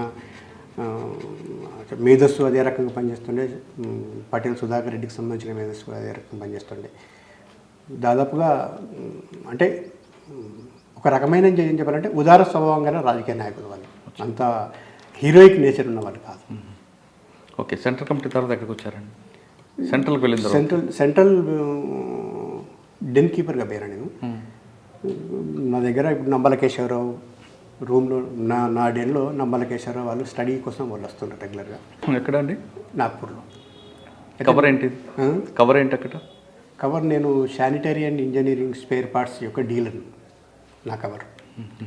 మానేవాడ, నాగ్పూర్లో మానేవాడ, తర్వాత జవహర్ నగర్ అని చెప్పేసి ఆ ప్రాంతంలో ఒక రూమ్ తీసుకొని ఉన్నాను. ఇద్దరు భార్యాభర్తలు. ఒక పెద్ద గోదాం మెయింటైన్ చేస్తుంటుంది. గోదాంకు ఆమ్స్ ఆమినేషన్ వస్తుండే. ఆమ్స్ ఆమినేషన్ ఇదే శానిటరీ స్పేర్ పార్ట్స్ అని చెప్పేసి ప్యాకింగ్లు ఉంటున్నాయి కాబట్టి వాళ్ళకి తెలియకపోతుండే పెట్టినాం. దాని వాళ్ళ ఫస్ట్ సుధాకర్ యొక్క లింక్ ద్వారా లాస్ట్ లింక్ నా దగ్గరికి వచ్చి ఆగిపోయి నేను అరెస్ట్ అయినా. నేను అరెస్ట్ అయినాటికి నా గోదాంలో ఒక 10,000 గ్రానైట్స్, 10,000 గ్రానైట్స్, హ్యాండ్ గ్రానైట్స్, ఒక 47 తుపాకులు, వీటితోటి వాటి నేను అరెస్ట్ అయ్యాను. ఇప్పుడు ఈ సంవత్సరంలో 92 ఆగస్టులో. ఓకే. అరెస్ట్ ఎక్కడ, జైలు ఎక్కడ? కరీంనగర్. దాదాపు 3.5 నెలలు లాకప్లే ఉంచారు, అంటే అరెస్ట్ చూపించకుండా ఇద్దరిని కూడా. ఎక్కడ? ఇక్కడ రాజుల దగ్గర అవార్డ్పూర్ అని ఒక విలేజ్ ఉంటుంది, మానిగఢ్, ఆసిఫాబాద్కు దగ్గర మానిగఢ్ అని చెప్పేసి. ఆ మానిగఢ్లో అవార్డ్పూర్ అనే పోలీస్ స్టేషన్లో 122 రోజులు ఉంచారు అక్కడ. ఆ తర్వాత రిమాండ్ పంపించారు. ఎక్కడికి? చంద్రాపూర్ జైలు రిమాండ్ పంపించారు. చంద్రాపూర్ జైలు రిమాండ్ పంపించిందా? చంద్రాపూర్లో అక్కడ జైలు సమస్యల మీద స్ట్రగుల్ చేసినాం. దానికి పనిష్మెంట్గా వాళ్ళు అమరావతికి పంపించారు. అమరావతిలో అండాసేల్ అని చెప్పేసి ఒకటి ఉంటుంది. అండాసేల్ పంజాబ్ టెర్రరిస్టులను దాంట్లో పెట్టేవాళ్ళు. అమరావతి మహబూబ్నగర్? అమరావతి లేదు, మహారాష్ట్రలో అమరావతి. మహారాష్ట్రకు సంబంధించిన దాంట్లో పెట్టిండ్రు. అక్కడ పెడితే ఇంటి వాళ్ళని రానివ్వకపోవడం, ఇవన్నీ అంటే తిండి సరిగా లేకపోవడం. అక్కడ గ్యాంగ్ వార్స్ ఉంటుంది. గ్యాంగ్ వార్స్ ఎలా లేసేది? ఇప్పుడు అరుణ్ గౌలి, అమర్ గ్యాంగ్ వార్స్ అందరు కూడా దాంట్లో ఉంటుంటాయి. అక్కడ మేము ముగ్గురం కూడా హంగర్ స్ట్రైక్ చేసినాం. మా రాజకీయ ఖైదీలకు గుర్తించాలనే కాన్సెప్ట్ తోటి వాళ్ళు అక్కడ నుంచి నాగ్పూర్ జైలుకి ట్రాన్స్ఫర్ చేశారు. అక్కడ హ్యాంగింగ్ సెల్ చేశారు, పెట్టారు చాలా కాలం వరకు. ఆ తర్వాత తెలంగాణ పోలీసు వచ్చి మమ్మల్ని తీసుకొచ్చారు, భార్యాభర్తల్ని. వాళ్ళని మిగతా వాళ్ళని అక్కడనే పెట్టారు. ఇక్కడ ఉన్న కేసెస్ దృష్టిలో. మీకు ఏ జైల్లో పెట్టారు తెలంగాణలో? ఏ జైల్లో పెట్టారు? ఫస్ట్ స్టార్టింగ్ మా మిస్సెస్నేమో వరంగల్ పంపించారు, నన్నేమో ఇక్కడ ఆసిఫాబాద్ పెట్టారు ఒక 6 రోజులు 7 రోజులు. మళ్ళీ ఆ తర్వాత పీసీఆర్ అంటే పోలీస్ కస్టడీ తీసుకున్నారు. పోలీస్ కస్టడీ తీసుకొని ఒక వారం రోజుల తర్వాత మళ్ళీ ఇద్దరిని వరంగల్ పంపించారు. ఇక వరంగల్లో ఉన్నాం చాలా. వరంగల్ జైలు ఎంతకాలం ఉన్నారండి? 3.5 సంవత్సరాలు. వరంగల్ జైల్లో మీరు హంగర్ స్ట్రైక్ చేయడానికి కారణం ఏంటి? ఒకటి ఏంటంటే పార్టీ పిలుపు మేరకు మాకు వరంగల్ జైల్లో పార్టీ అంటే ఇప్పుడు ఆర్కే అలియా సుదర్శన్ ఉండు కదండి, ఆయన జిల్లా కమిటీ సెక్రటరీ ఉండే ఆ టైంలో. వరంగల్ జైల్లో ఉన్న అరెస్ట్ క్యాడర్కున్న పార్టీకి రెగ్యులర్ సంబంధాలు ఉంటుంది. ఒక వారధిగా చాలామంది పనిచేస్తుంటారు, బయట వాళ్ళు, వ్యక్తులు, లోపల అందులో ఉన్న డిపార్ట్మెంట్స్ సంబంధించిన వాళ్ళు చాలామంది పనిచేస్తుంటారు. అట్లా నన్ను సెల్ సెక్రటరీ చేసేది అక్కడ అది వరంగల్ సెంట్రల్ జైలుకు. మళ్ళీ ఏపీసీఎల్సీలో ఉన్న సిద్ధయ్య, మీకు తెలుసు అనుకుంటే అడ్వకేట్ సిద్ధయ్య గారు, కొద్దిమంది అడ్వకేట్స్ అన్ని జిల్లాలను అనుసంధానం చేసేవారు. ఆ సమస్యలు, ఈ సమస్యలు అన్ని క్రోడీకరించుకొని పటేల్ సుధాకర్ రెడ్డి గారు, అప్పారావు గారు, నేను ముగ్గురం డిస్కస్ చేసుకొని రాష్ట్ర వ్యాప్తంగా ఒకే రోజు హంగర్ స్ట్రైక్ స్టార్ట్ చేయాలి జైళ్ళల్లో అని చెప్పేసి తీర్మానం చేసుకున్నాం. అది దానికి 94 డిసెంబర్ 26 ముహూర్తం పెట్టుకున్నాం. అదే రోజు జ్ఞాని జైల్ సింగ్ గారు చనిపోయినారు, రాష్ట్రపతి. 94 డిసెంబర్ 26 రోజు. ఆ రోజు మేము హంగర్ స్ట్రైక్ పెట్టుకున్నాం. హంగర్ స్ట్రైక్ స్టార్ట్ చేసినాం. మొత్తం ఒకే రోజు అన్ని జైళ్ళు ఒకటి. ఈ విధంగా కోఆర్డినేషన్ ఎవరు చేశారండి? మేము బయట ఉన్న వ్యక్తులు చేశారు. దానికి మాకు సపోర్ట్గా బయట ఒక 32 ప్రజా సంఘాలు జాగ్గా ఏర్పడి, జేఏసీగా ఏర్పడి దీన్ని సపోర్ట్ చేసినాయి, పెద్ద ఎత్తున ఇది చేసినాయి. మా జైల్లో మేము 42 మంది స్టార్ట్ చేస్తే గోదావరికి సంబంధించిన పిల్లాడు వెంకటరమణ అని చెప్పేసి హంగర్ స్ట్రైక్లో చనిపోయాడు. హంగర్ స్ట్రైక్ చేస్తూ అంటే ఏం లేక చనిపోయిన తర్వాత అంటే జనరల్గా మా కాన్సెప్ట్ ఎట్టుంటాడు సార్, ఒకటి ప్రభుత్వం మారిందనుకోండి సార్. ఇప్పుడు 94లో నేదురుమల్లి జనార్దన్ రెడ్డి, కోట్ల విజయభాస్కర్ రెడ్డి వగైరా ఎవరో ముఖ్యమంత్రి దిగిపోయిన తర్వాత కొత్తగా మళ్ళీ ఎన్టీ రామారావు అధికారంలోకి వచ్చాడు. ఒక ప్రభుత్వం మారిన తర్వాత ప్రభుత్వానికి సంబంధించిన అడ్మినిస్ట్రేషన్ మార్చుకోవడానికి వాళ్ళకు కనీసం ఒక 6 నెలల టైం పడుతుంది సార్ ప్రభుత్వానికి. ఈ టైంలో జనరల్గా పార్టీ మీద రిప్రెషన్ అనేది, దాడులు అనేటి, హుమ్మింగ్స్ అనేటివి చేయరు. వాళ్ళు కొంచెం ఎస్టాబ్లిష్ కావడానికి సంబంధించి. ఇప్పుడు చెన్నారెడ్డి చేసిన టాక్టిక్స్ అదే. 89 వరకు ఎన్టీ రామారావు చేతిలో మొత్తం విపరీతంగా రిప్రెషన్ గురయ్యి ఎన్కౌంటర్లు వగేరా ఇవన్నీ అయిన తర్వాత ఆయన అదే ప్రజల్లోకి తీసుకొని పోయి నేను చర్చలు చేస్తా, అది చేస్తా అని చెప్పేసి మాట్లాడి అధికారంలోకి వచ్చిన తర్వాత ఆ అవకాశం ఇచ్చాడు. ఒక వన్ ఇయర్ ఏమో కొనసాగింది. ఆ తర్వాత మళ్ళీ ప్రభుత్వం స్థిరమైపోయిన తర్వాత మళ్ళీ రిప్రెషన్ అనేది స్టార్ట్ అయింది. ఇది కూడా అదే పరిస్థితిలో స్టార్ట్ చేద్దామని చెప్పేసి అనుకుని స్టార్ట్ చేస్తే అనుకున్నట్లే ఎన్టీ రామారావు గారు అక్కడికి వరంగల్ సెంట్రల్ జైలుకేమో అప్పుడు ప్రణయ్ భాస్కర్ మినిస్టర్ ఉండే సార్. ఇప్పుడు వినయ్ భాస్కర్ వాళ్ళ బ్రదర్ ప్రణయ్ భాస్కర్ మినిస్టర్ నా దగ్గరికి చర్చలకు పంపించారు. తర్వాత వరంగల్ జైలుకేమో ఇంకొక మినిస్టర్ని చర్చలకు పంపించి జైల్లో ఉన్న జైలు సమస్యలు, జనరల్ ఖైదీలకు సంబంధించిన అన్ని సమస్యలు ఒక 60 డిమాండ్లు, తర్వాత పార్టీకి సంబంధించిన పొలిటికల్ డిమాండ్స్ ఒక 11. ఈ పొలిటికల్ డిమాండ్స్లలో పార్టీ మీద ఉన్న నిషేధాన్ని ఎత్తివేయాలి, జైళ్ళల్లో ఉన్న నక్సల్స్ ఖైదీలందరినీ కూడా రాజకీయ ఖైదీలుగా గుర్తించాలి, తర్వాత ఇట్లాంటి బయట పార్టీకి సంబంధించిన కొన్ని నినాదాలు పెట్టుకొని డిమాండ్స్ పెట్టుకున్నారు. అయితే వరంగల్ జైల్లో ఉన్నప్పుడు మీ డిమాండ్స్ ఎందుకండి, అంటే ఏ డిమాండ్స్ కోసం చేశారు? ప్లస్ హంగర్ స్ట్రైక్ చేయడం వల్ల చాలామందికి ఇబ్బంది అయి ఉంటుంది. అక్కడ జైలు అధికారులు ఒప్పుకున్నారు అసలు యాక్చువల్గా జైలు నిబంధనల ప్రకారం హంగర్ స్ట్రైక్ చేయకూడదు కదా. కానీ హైకోర్టు పర్మిషన్ తీసుకుని చేసాం మేము. హైకోర్టు పర్మిషన్ తీసుకున్నాం. తర్వాత ఒకటి ఏంటంటే జైలు సమస్యల మీద ఒక 60 సమస్యలు అండి. ఈ వాళ్ళకి సంబంధించిన పేరోలు, పర్లో, తర్వాత లైఫ్ సెంటెన్స్ను 14 ఇయర్స్కి తగ్గించాలని చెప్పేసి, 7 ఇయర్స్కి తగ్గించాలని చెప్పేసి 14 ఇయర్స్ ఉండే 7 ఇయర్స్కి తగ్గించాలని అనేక సమస్యలు, వాళ్ళకి సంబంధించిన డైలీ వేజ్ పెంచాలి అనేది అక్కడ ఖైదీలకు, కన్విక్ట్ అయిన ఖైదీలకు సంబంధించి, ఇంకా ఫుడ్ సమస్య ఇవన్నీ కూడా పరిష్కరించాలని, మెడికల్ సమస్య పరిష్కరించాలని, తర్వాత శానిటేషన్ సమస్య పరిష్కరించాలని చాలా డిమాండ్స్ పెట్టి, అంటే ఆ డిమాండ్ల మీద మీరు హంగర్ స్ట్రైక్ చేశారు. ఆ నెరవేరయ్యేమైనా? దాదాపుగా అన్ని ఒప్పుకుని. ఎన్ని రోజులు చేశారండి? ఫస్ట్ పీరియడ్లో 22 డేస్ చేశామండి. దానికి ఒక సిస్టమ్ పెట్టుకున్నాం మేము. అందరూ ఒకటేసారి విరమించడానికి సంబంధించిన దాంట్లో అప్పటికి ఇంకా టీవీలు అంత ఎస్టాబ్లిష్ కాలేదు, ఆకాశవాణి వార్తలే.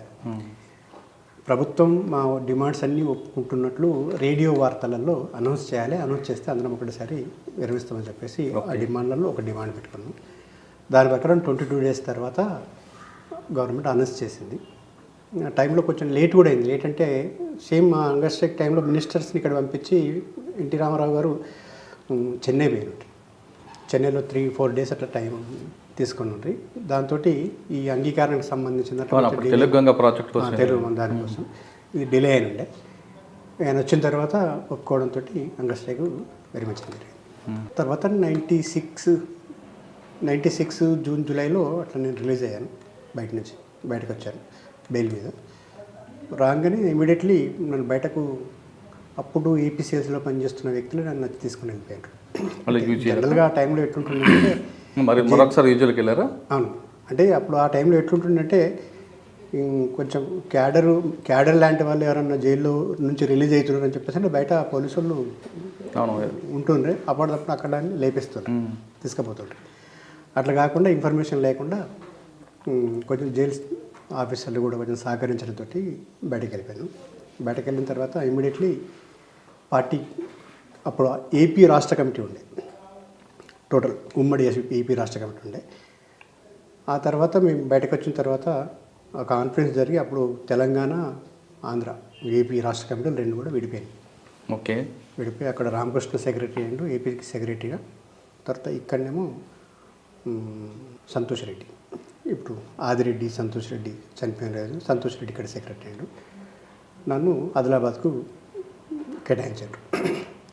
వస్తూనే అంటే వరంగల్ జైలు నుంచి ఆదిలాబాద్కి ఏ విధంగా వచ్చారు? రహస్యంగా వాకే, only walk, total walk. Party conference కూడా వీళ్ళు ఆదిలాబాద్ వాళ్ళు కూడా పార్టీ ఏపీ కాన్ఫరెన్స్కు కర్నూలు వెళ్ళాం. మహబూబ్ నగర్ కర్నూలు బార్డర్లో. మీరు వరంగల్ జైలు నుంచి ఆదిలాబాద్ ఏ విధంగా వచ్చారు? వరంగల్ నుంచి ఫస్ట్ శ్రీశైలం వరకు, అంటే అక్కడ వెహికల్లో పోయి శ్రీశైలంలో స్క్వాడ్ అపార్ట్మెంట్ ఉండి అలా రిసీవ్ తీసుకొని పోయినాం. శ్రీశైలం నుంచి ఆదిలాబాద్ దాకా by walk, squad to squad ఇట్లా. ఎన్ని రోజులు పట్టిందండి? దాదాపుగా ఒక 45 డేస్ పట్టింది. శ్రీశైలం నుంచి ఎలాగొచ్చు? నల్లమల నుంచి నల్గొండ, రాచకొండ, నల్గొండ నుంచి వరంగల్, ఏదో దొండ మైలారం ఆరవిచ్చారా అట్లా. ఆడికెళ్ళి తర్వాత అన్నసాగరం మీకెళ్ళి వరంగల్ నుంచి ఏటూనగరం మీకెళ్ళి మంతని మీకెళ్ళి చెన్నూరు మీకెళ్ళి ఇటు వచ్చినాం. అంటే అంత నిర్బంధం ఉంది కాబట్టి మీరు అట్లా రావాల్సి వచ్చింది. అంటే అప్పుడు అన్ని మొత్తం పార్టీ నాయకత్వం అంతా కూడా ఒక దగ్గరికి మొబిలైజ్ అయింది. పార్టీ కాన్ఫరెన్స్లు జరిగినాయి, బట్ మహాసభలు 5 సంవత్సరాల కోసం జరిగిన మహాసభలు జరిగినాయి. 2 రాష్ట్రాలు విడిపోవడం అంటే పొలిటికల్గా కీలకమైన నిర్ణయాలు తీసుకుని జరిగాయి. అప్పుడే ఉత్తర తెలంగాణ జిల్లాలను, ఉత్తర తెలంగాణ రాష్ట్రాన్ని గెరిల్లా జోన్గా ప్రకటించారు. అవును, గెరిల్లా జోన్గా దీన్ని మనం విముక్తి చేసుకుందాం అని చెప్పేసి ఒక ప్రకటన జరిగింది. ఆ తర్వాత ఆదిలాబాద్కి వచ్చిన తర్వాత సిర్పూర్, ఇప్పుడు మీరు పోతున్న ఆసిఫాబాద్, సిర్పూర్ ఏరియా కమాండర్గా నియమించారు నన్ను. అచ్చా, అక్కడి నుంచి మీ ప్రయాణం ఎలా కొనసాగింది? ఈ సిర్పూర్లో ఒక సంవత్సరం కాలం పనిచేసిన, ఒక 6-8 నెలల టైంలో సిర్పూర్ కమాండర్గా పనిచేసిన. అక్కడ జనరల్గా కాగజ్ నగర్ టౌన్లో అంటే ఆ ఫెన్సెస్కి సంబంధించిన దాంట్లో ఇక అప్పుడు సమ్మిరెడ్డి ఎన్కౌంటర్ అయిన ఒకటి, సీకాసాకు సంబంధించిన రమాకాంత్ ఇక్కడ నస్పూర్లో ఇల్లు మీద బాంబింగ్ చేసి చంపేశారు. సింగరేణి కార్మిక సమాఖ్యకు సంబంధించిన సెక్రటరీ ఆయన చనిపోయిన తర్వాత దానికి నిరసనగా ఇప్పుడు మన కేవీ నారాయణరావు ఇల్లు వేల్చేసినట్టు, కేవీ నారాయణరావు ఇల్లు వేల్చేయడం, స్పీకర్ కోనప్ప వాళ్ళ ఇంటి మీద దాడి చేయడం, అంటే పొలిటికల్. అంటే అందులో మీరు ఉన్నారా? అందులో నేను కమాండర్, నేనే కమాండర్. రెండిట్లో మీరు ప్రత్యక్షంగా పాల్గొందేది నారాయణరావు గారిదా లేదంటే? రెండు ఒకటేసారి, ఒకటే నైట్. ఏ టైంలో జరిగింది, ఎలా చేశారు? నైటు పక్కకు ఊట్పల్లి అని ఒక విలేజ్ ఉంటుంది, ఆడికెళ్ళి బై వాక్ వచ్చాము. వచ్చి 8:30 వరకు అట్లా అక్కడికి. అంటే ముందు రెక్కేయలేదు? ఏం లేదు. స్క్వాడ్లో 2-3 వాళ్ళ ఇండ్లు తెలిసిన వాళ్ళే ఉండే కాబట్టి ఇక ఒకవేళ మనం కేవీ నారాయణరావును అసలు యాక్చువల్గా యాక్షన్ చేద్దామని చెప్పేసి అనే దాంతో వచ్చినాం. ఆయన లేకపోయేసరికి ఇంట్లో బయట జీబు అవి ఉంటే ఆ ఇల్లు వేల్చేసి ఆ జీబు గాల పెట్టి కోనప్ప ఇంటికి పోయి, కోనప్ప వాళ్ళు కూడా లేకపోవడంతో కొంచెం గ్యాస్ పోసి తగలబెట్టేసి వెళ్ళిపోయాను. ఇక తర్వాత 8 నెలల తర్వాత నన్ను ఇటు సింగాపూర్ దళానికి ట్రాన్స్ఫర్ చేశాను కమాండర్. ఎట్ టైం సింగాపూర్ దళ కమాండరు ప్లస్ జిల్లా కమిటీ మెంబర్. ఓకే, ప్రమోషన్ ఇచ్చి సింగపూర్కి ట్రాన్స్ఫర్ చేశారు. ఇక సింగపూర్లో చాలా ఆఫీసెస్ జరిగినాయి ఆ ఏరియాలో. అంటే మా ప్రాంతం అది కొంచెం తెలుగు ప్రాంతం. అప్పటికి సింగపూర్ దళ కమాండర్గా సురేందర్ అని చెప్పేస్తానంటే ఈ బాలు జాదవ్ ఎస్ఐని యాక్షన్ చేయడానికి పోయి ఖానాపూర్ టౌన్కు ఆయన కాల్పులనే ఈ సురేందర్ అంటే చనిపోయాడు. ఎవరు? సురేందర్ అలియాస్ గుణవంతరావు అని చెప్పేసి ఎస్ఐ క్వార్టర్ దగ్గరనే ఖానాపూర్ టౌన్లో ఆయన మీద అటాక్ చేస్తే ఆయన రిటర్న్ అటాక్లో ఈయన ఒక్కడు చనిపోయాడు, మిగతా వాళ్ళు ఎస్కేప్ వెళ్ళిపోయారు. వెళ్ళిపోయిన తర్వాత నన్ను అక్కడ కమాండర్గా నియమించారు. ఇక్కడ కమాండర్గా నియమించిన తర్వాత కొంచెం అఫెన్సెస్ కొంచెం ఎక్కువ జరిగినాయి ఆ టైంలో. అంటే జనరల్గా హెవీ రిప్రెషన్. ఇటు ఒక దిక్కు ఏంటంటే పొలిటికల్గా బయట ప్రజా సంఘాలను లీడ్ చేస్తున్నాయి. ఇప్పుడు అక్కడ మేము కొత్తగా పోయిన తర్వాత ఒక రైతాంగ వేదిక అని చెప్పేసి కొత్త రైతులకు సంబంధించిన సమస్యల మీద ఒక కవర్ ఆర్గనైజేషన్ పెట్టినాం. ఆ తర్వాత తుడుందబ ఆర్గనైజేషన్ ఈ పార్టీ ఆధ్వర్యంలో జరుగుతుంది. ఇప్పుడు లేవు, కానీ ఆ టైంలో పార్టీ ఇవన్నిటిని ఫామ్ చేసింది, మొత్తం పార్టీ ఫామ్ చేసింది. ఇక కొన్ని ఇతరత్ర ప్రజా సంఘాలు, ఇది తెలంగాణ ప్రజా ఫ్రంట్ వగేరా, ఇవన్నీ కూడా నేనే లీడ్ చేసిన ఆ టైంలో పార్టీలో లోపల ఉంటూ. ప్లస్ దీని మీద అప్పుడు హెవీ రిప్రెషన్ ఉంది. ఈ నిర్బంధ కాలంలో ఎక్కడ ఎన్కౌంటర్ జరిగినా కూడా దాన్ని ప్రతిఘటించడానికి సంబంధించిన దాంట్లో అంటే మా అప్పుడు పాలసీ కొంచెం చిన్న చేంజ్ చేసుకోవాల్సి వచ్చింది. పోలీసుల మీద అటాకింగ్ కాకుండా తెలుగుదేశం పార్టీ కాన్షియస్గా పార్టీని నిర్మూలించడానికి ప్రయత్నం చేస్తుంది కాబట్టి గ్రామ స్థాయిలో, మండల స్థాయిలో, జిల్లా స్థాయి తెలుగుదేశం పార్టీ నాయకత్వాన్ని మనం దెబ్బతీయాలనేది ఒక పొలిటికల్ తీర్మానం రిజర్వేషన్ చేసుకున్న తర్వాత దాంట్లో భాగంగా అక్కడ పాల్వై పురుషోత్తమరావు ఎమ్మెల్యే, ఇక్కడ మా ఆధ్వర్యంలో డిసిసిబి చైర్మన్ రమేష్ రెడ్డి, తర్వాత విలాసరావు దేశపాండే అని చెప్పేసి కానప్పుడు ఒక సర్పంచ్, ఇట్లా కొన్ని యాక్షన్స్ జరిగిందని. అందులో మీకు బాగా గుర్తుండిపోయిన యాక్షన్ చెప్పండి.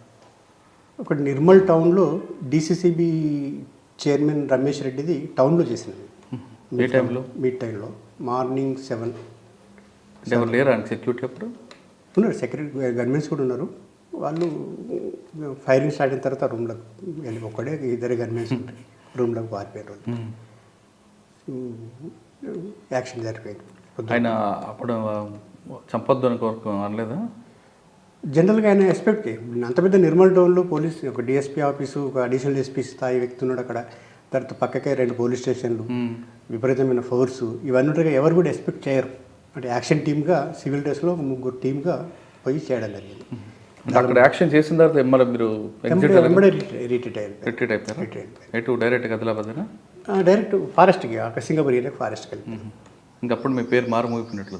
అప్పుడు ఇక దాదాపుగా సింగపూర్ అని అంటే బయట సింగపూర్ దళము లేదా మురళి అని చెప్పేసి అన్న కూడా కొంచెం కాస్త ఎక్కువనే ప్రచారం జరిగింది, బ్రహ్మాండం జరిగింది.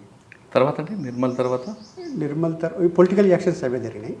ఇక ఆ తర్వాత ఇక జిల్లా కమిటీలోకి వచ్చినాం. జిల్లా కమిటీలోకి వచ్చిన తర్వాత అక్కడ వేరే కమాండర్ని నియమించేసి నేను సింగపూర్ ఏరియా, ఇక్కడ బోత్ ఏరియా, ఇక్కడ ఇంద్రవెల్లి ఏరియా 3 ఏరియాలను లీడ్ చేసాను.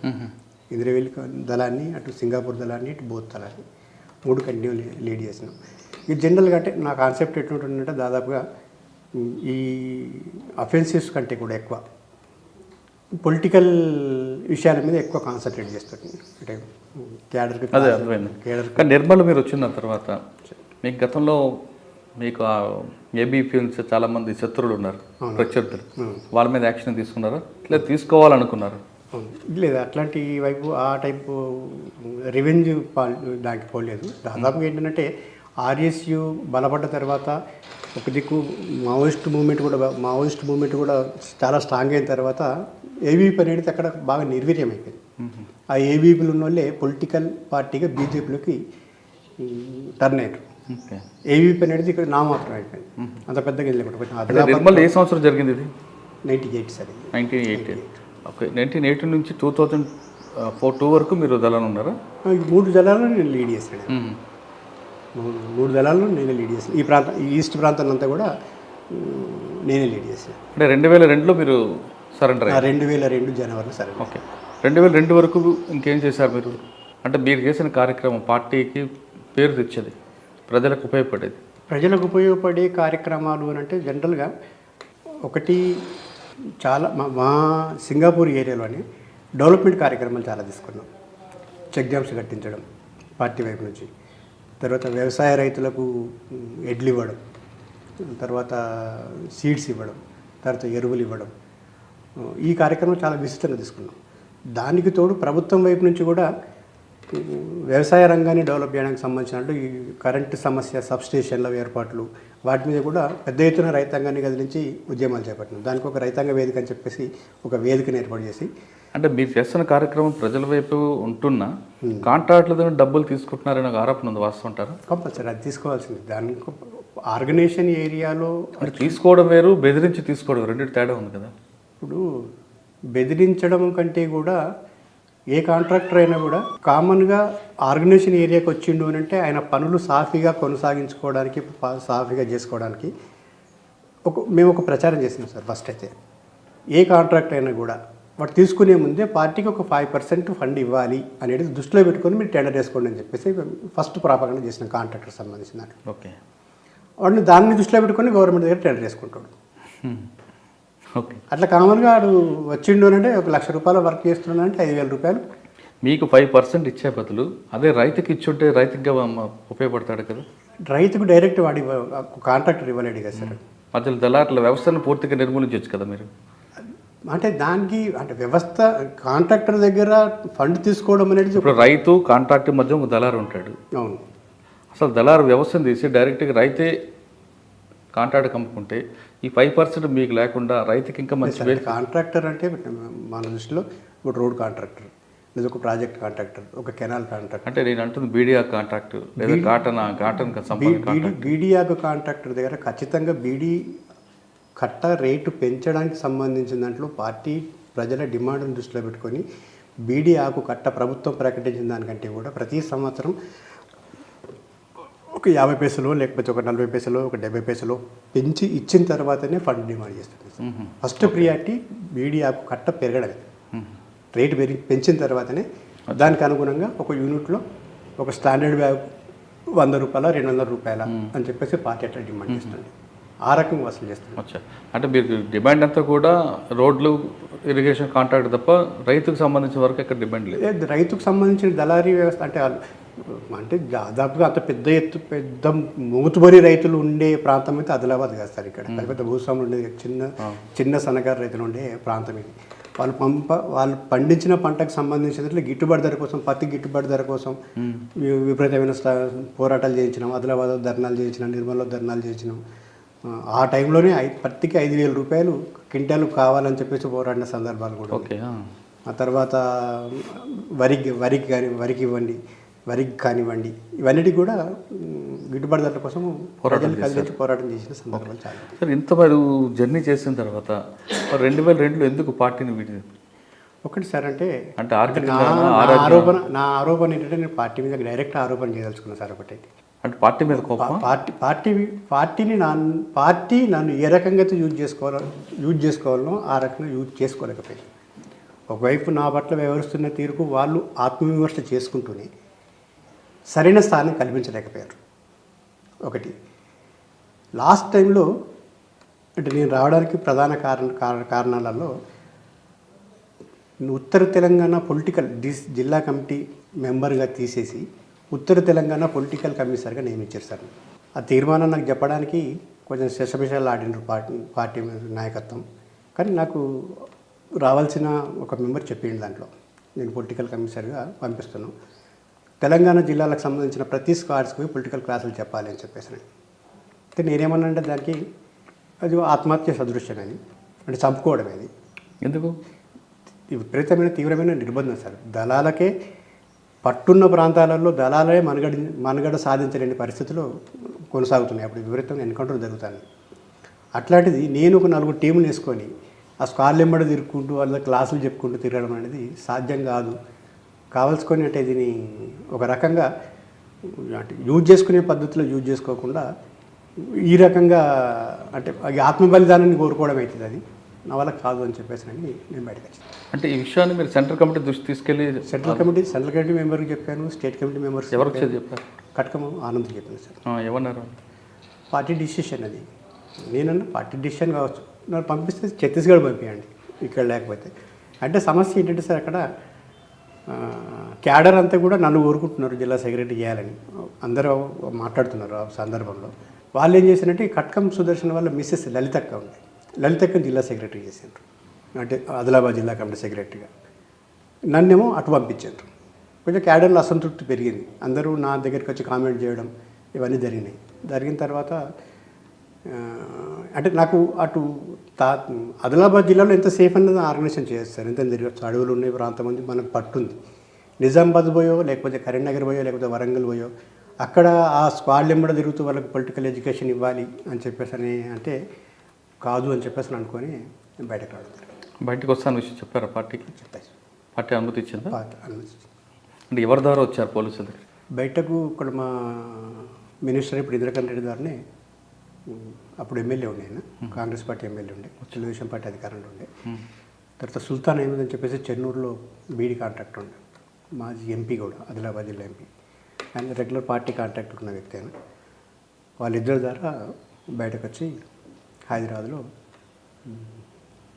గౌతమ్ సావంత్ దగ్గర సరెండర్ అడిగారు. అంటే అప్పుడు ఆయన ఐజీ వరంగల్ సార్. ఓకే. అంటే మీకు ఇవ్వాల్సిందంత ఇచ్చారు అప్పుడు?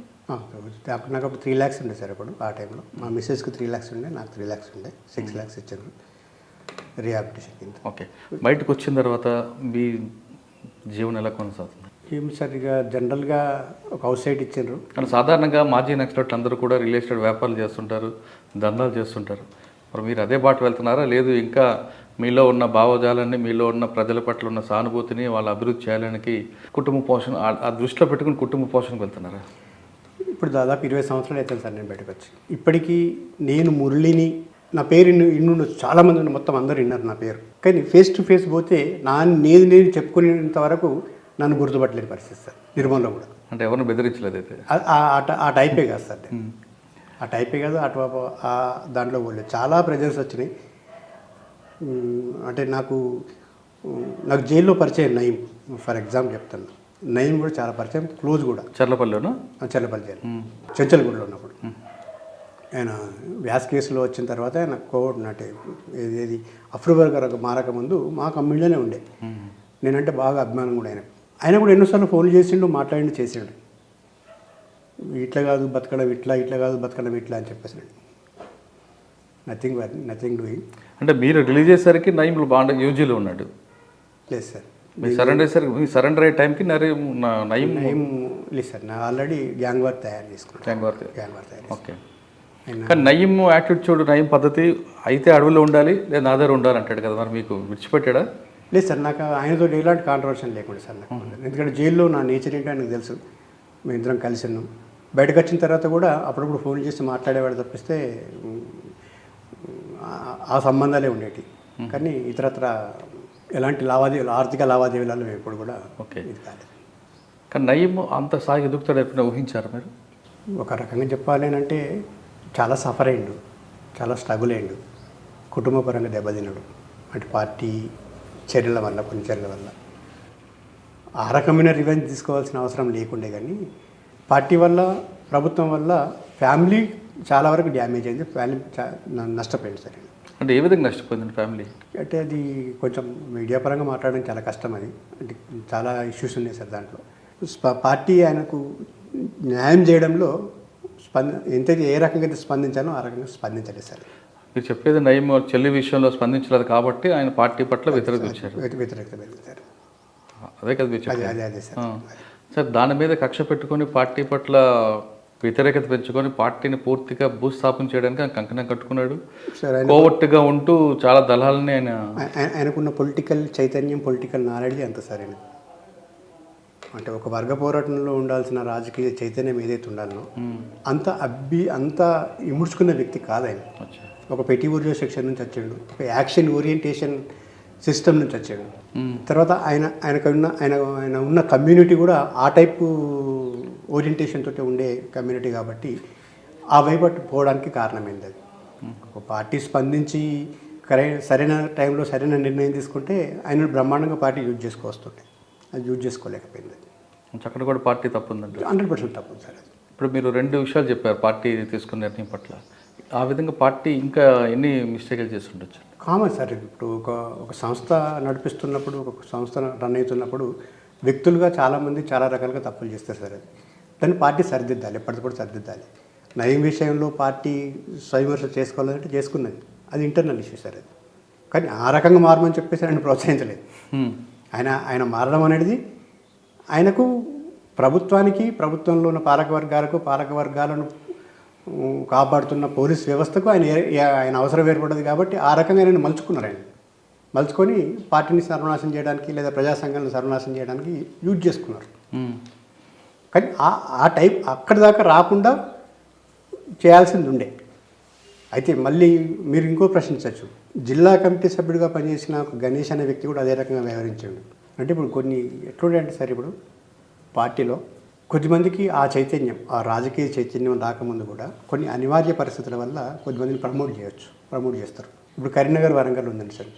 ఒక జిల్లా కమిటీ కరీంనగర్లో వచ్చింది అని అంటే 6 నెలలకు ఆ జిల్లా కమిటీలో 2-3 ఎన్కౌంటర్లు చనిపోయేవారు. తర్వాత నెక్స్ట్ కమిటీ ఫిల్ఫిల్ చేయాలి, ఆ నాయకత్వాన్ని నడిపించాలి అని చెప్పేసి అనుకున్నప్పుడు కొత్తగా ఉన్న దాంట్లో ఎవరినో ఒకరిని తీసుకొని ప్రమోషన్ ఇచ్చి జిల్లా కమిటీ మెంబర్గాను, జిల్లా కమిటీ సెక్రటరీగాను పెట్టాల్సిన పరిస్థితి ఏర్పడుతుంది. పార్టీ ఆ రకంగా కూడా నష్టపోవడానికి చాలా కారణమే.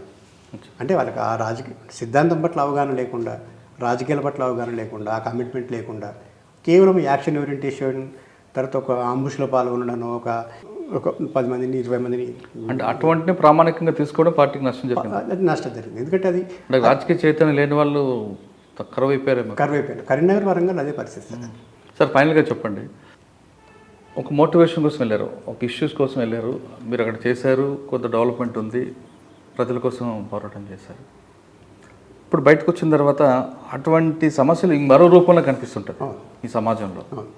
ఆ రూపం కాకపోయినా ఇంకొక మరో రూపంలో వచ్చినప్పుడు మీకు అనిపిస్తుంటుందండి, అప్పుడులాగా ఉంటే బాగుందంటారా, లేదు ఇది కరెక్ట్గా చట్టబద్ధంగా వెళ్ళి ఈ సమస్య పరిష్కరిద్దాం అనిపిస్తుంటుంది? ఈ సొసైటీలో ఇప్పుడున్న పరిస్థితులలో చట్టబద్ధంగా పోయి సమస్యను పరిష్కరించుకుందామనే ఆలోచన కానీ, ఆ పరిస్థితి అనేది లేదు సార్. అది కల్లా అది చెప్పుకోవడానికి, మాట్లాడుకోవడానికి పనిచేసేది తప్పిస్తే చట్టబద్ధంగా పోయి సమస్యను పరిష్కరించుకుందాము అని చెప్పేసి అనుకుంటే ఏ ఉద్యమాలు అవసరం లేదు సార్. ఏ ఉద్యమాలు అవసరం లేదు, ఏ ధర్నాలు అవసరం లేదు, ఏ పోరాటాలు అవసరం లేదు. పీస్ఫుల్ ఉంటుంది. ఆ వ్యవస్థనే లేదు, ఆ ఆ ప్రజాస్వామిక వాతావరణమే ఏ రాష్ట్రంలో అయినా ఈ దేశంలో అయినా కూడా ఎక్కడ కూడా లేదు.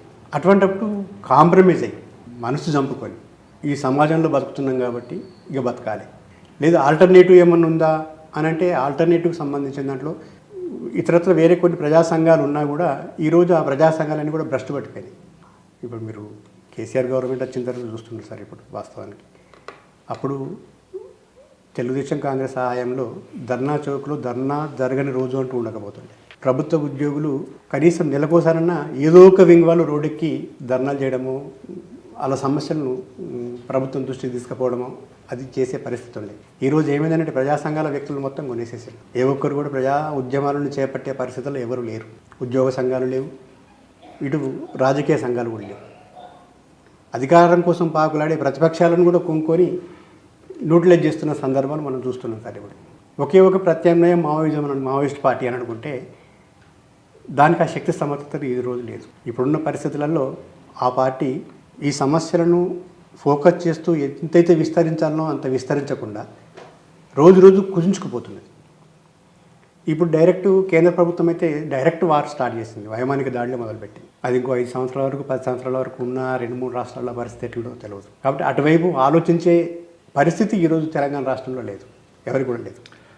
ఒక గ్రామంలో ఒక సమస్య వచ్చినప్పుడు గతంలో మాట్లాడుతున్నా పార్టీ ఆ సమస్యను ఎత్తి చూపి ఆ సమస్య పట్ల పరిష్కారం కోసం పోరాటాలు చేశారు. అది తెలంగాణ ఉద్యమం కావచ్చు, లేదా ఇంకోటి ఎక్స్పెక్ట్ అవ్వచ్చు. ఇప్పుడు పార్టీ అవసరం లేకుండానే ప్రజల్లోనే చైతన్యం ఇచ్చి ఒక సమస్యను సామాజిక మార్గంలో కానీ లేదా అది శాంతియుతంగానే ఆ సమస్య పరిష్కారానికి పోరాటాలు చేస్తున్నాయి. ఉదాహరణకు బాసరాయి కాలేజ్ తీసుకుంటే అది చాలా పెద్ద ఉద్యమం. అది దానికి ఏ పార్టీ నాయకత్వం వహించలేదు, కానీ వాళ్ళు శాంతియుతంగా కూర్చొని ధర్నా చేసి వాళ్ళ సమస్య పరిష్కరించుకున్నారు. అటువంటి చైతన్యం ప్రజల్లో వచ్చినప్పుడు ఇటువంటి సంఘాలు ఇటువంటి పార్టీలు అవసరం ఉందనుకుంటారా? ఇది ఒక్కటి సార్. ఇక్కడ ఏంటంటే ఒక బాసర ఉద్యమానికి ఎవరు దాని నాయకత్వం వహించలేదు కదా, స్టూడెంట్సే తీసుకొచ్చారు సార్. ఇంటర్నల్గా ఏదో ఒక శక్తి. ఇప్పుడు దేశవ్యాప్తంగా జరిగిన మన పంజాబ్లో రైతాంగ ఉద్యమం చూసుకోండి సార్. ఆ రైతాంగ ఉద్యమం దానికి అది భ్రష్ట్ అయింది కాదు, దాని వెనుక ఏదో ఒక శక్తి ప్రేరేపించే దాన్ని ముందుకు తోసింది. ఈ చిన్న చిన్న ఉద్యమాలకు సంబంధించిన దాంట్లో కూడా వాళ్ళే స్వతహాగా ఒకేసారి అంత పెద్ద ఎత్తున జరగడం అనేది అంత ఇంపాసిబుల్. ఆర్గనైజ్ కావడం అనేది కంపల్సరీ ఇంటర్నల్గా ఏదో ఒక శక్తి దానికి తోడ్పాటు అందిస్తేనే ఒకేసారి ఉప్పెన్లా కదలడానికి వీలవుతుంది. ఏ పోరాటం అయినా కూడా కొన్ని స్పాంటేనియస్గా జరుగుతాయి. ఆ సమస్య యొక్క తీవ్రతను బట్టి కొన్ని స్పాంటేనియస్గా అది బర్నింగ్ సమస్య, అది ఖచ్చితంగా దానికి పరిష్కారం కావాల్సిందే అని చెప్పేసి అనుకున్నప్పుడు ఎవరు చెప్పాల్సిన అవసరం ఉండదు. అవునండి.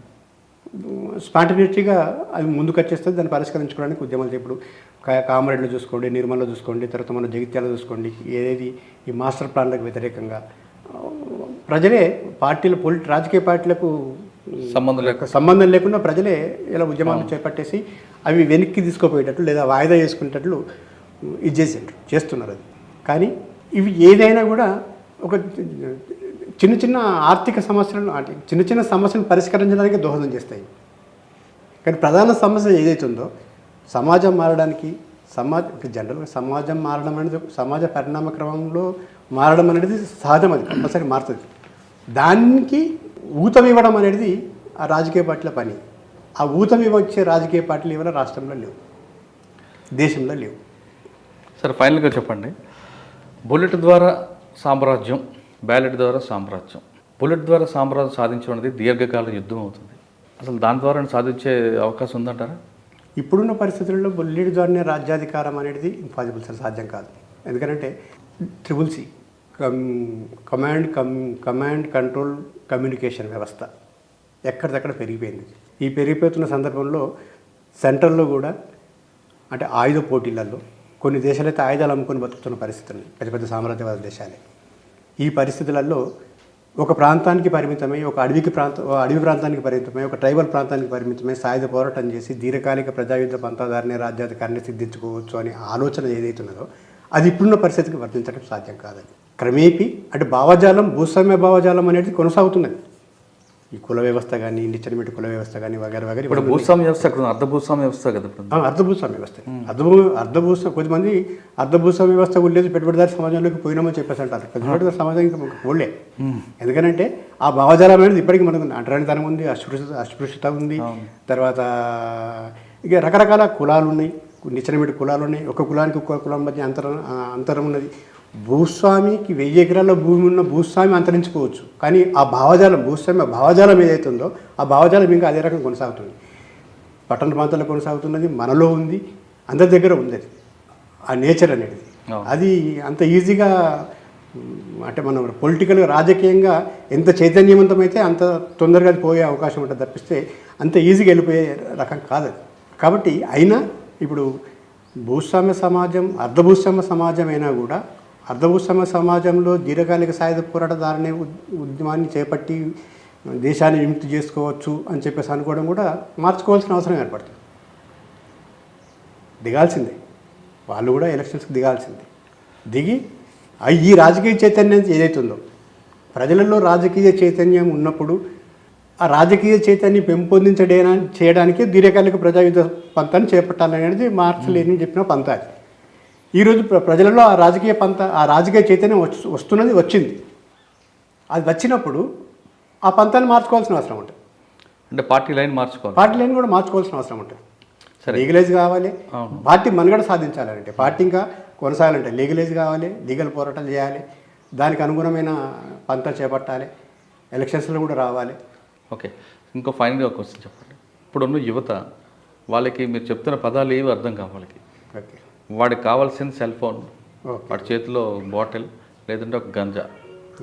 అంత చెడదోవ పడుతున్న యువతకి వాళ్ళకి సమాజం, భూస్వామ్య వ్యవస్థ, వీటి పదాలు అర్థం కాని వాళ్ళకి మీరు ఇచ్చే మెసేజ్ ఏంటి? ఇది పాలక వర్గాలకు సంబంధించిన గొప్ప విజయం సార్. ఇది సెల్ ఫోను, గాంజా, చెరస్ వగేరా వగేరాకు సంబంధించి కమ్యూనిస్టు పార్టీ లేదా మావోయిస్టు పార్టీ లేదా పీపుల్స్ వార్ ఉద్యమం బలంగా ఉన్న రోజులలో ఇదే పోలీస్ వ్యవస్థ మమ్మల్ని పోలీస్ స్టేషన్లలో పట్టుకపోయి, అరే తాగితే గాంజా తాగు, లేకపోతే ఒకదాన్ని గుంజు, నీ మీద ఏం కేసు పెట్టాం, ఆర్ఎస్యు అన్నాం అనుకో బిడ్డ బొక్కలు తెలియజేస్తాం, వీళ్ళకొండ చేసి చంపేస్తాం అన్న పోలీస్ వ్యవస్థని ఈరోజు రోడ్ల మీద యువత గాంజాయి మానుకో అని చెప్పేసి వాలంటీరింగ్ చేస్తున్నారు. అంటే ఇది కావలసుకొని పాలక వర్గాలు యువతను రాజకీయ చైతన్యం నుంచి దూరం చేయడానికి చేస్తున్న కుట్రలో భాగమే. ఇది చేస్తున్నది గాంజా, చెరస్ వగేరా వగేరా ప్రభుత్వ కళ్ళు కప్పి ఎక్కడో దండకారణ్యంలో యుద్ధం చేస్తున్న మావోయిస్టుల ఉనికిని కనిపెట్టొచ్చు. గోవాలో బెంగళూరులో లేదా ఇతర ప్రాంతాలలో జరుగుతున్న స్మగ్లింగ్ని కనిపెట్టకపోవడం ఏంటి సరే, దీన్ని నిరోధించడం సాధ్యం కాదు. ఓకే, మీరు యువతకి ఏం మెసేజ్ ఇస్తారండి ఈ విధంగా చెడుదోవ పడుతున్న వాళ్ళకి? యువత మేలుకోండి, భవిష్యత్తును నిర్మించుకోండి. సమాజం మీది, మీ సమాజంలో మార్చుకోవడానికి మీరు పునాది నుంచి ప్రయత్నం చేయండి. యువత మేలుకోండి అంటున్నారు మురళి అలియాస్ సురేష్ అలియాస్ రవి. భావి పౌరులు మంచి సమాజం వెళ్ళాలి, రాబోయే తరంలో మంచి సమాజం ఉండాలంటే మీరే పునాదులు అంటూ ఆయన చెప్తున్నారు. ఇది ఈ వారం మురళి గారితో ఎక్స్ప్లెయిన్ చేశారు. వచ్చే వారం మరో గెస్ట్తో మళ్ళీ కలుద్దాం. అంతవరకు నమస్కారం.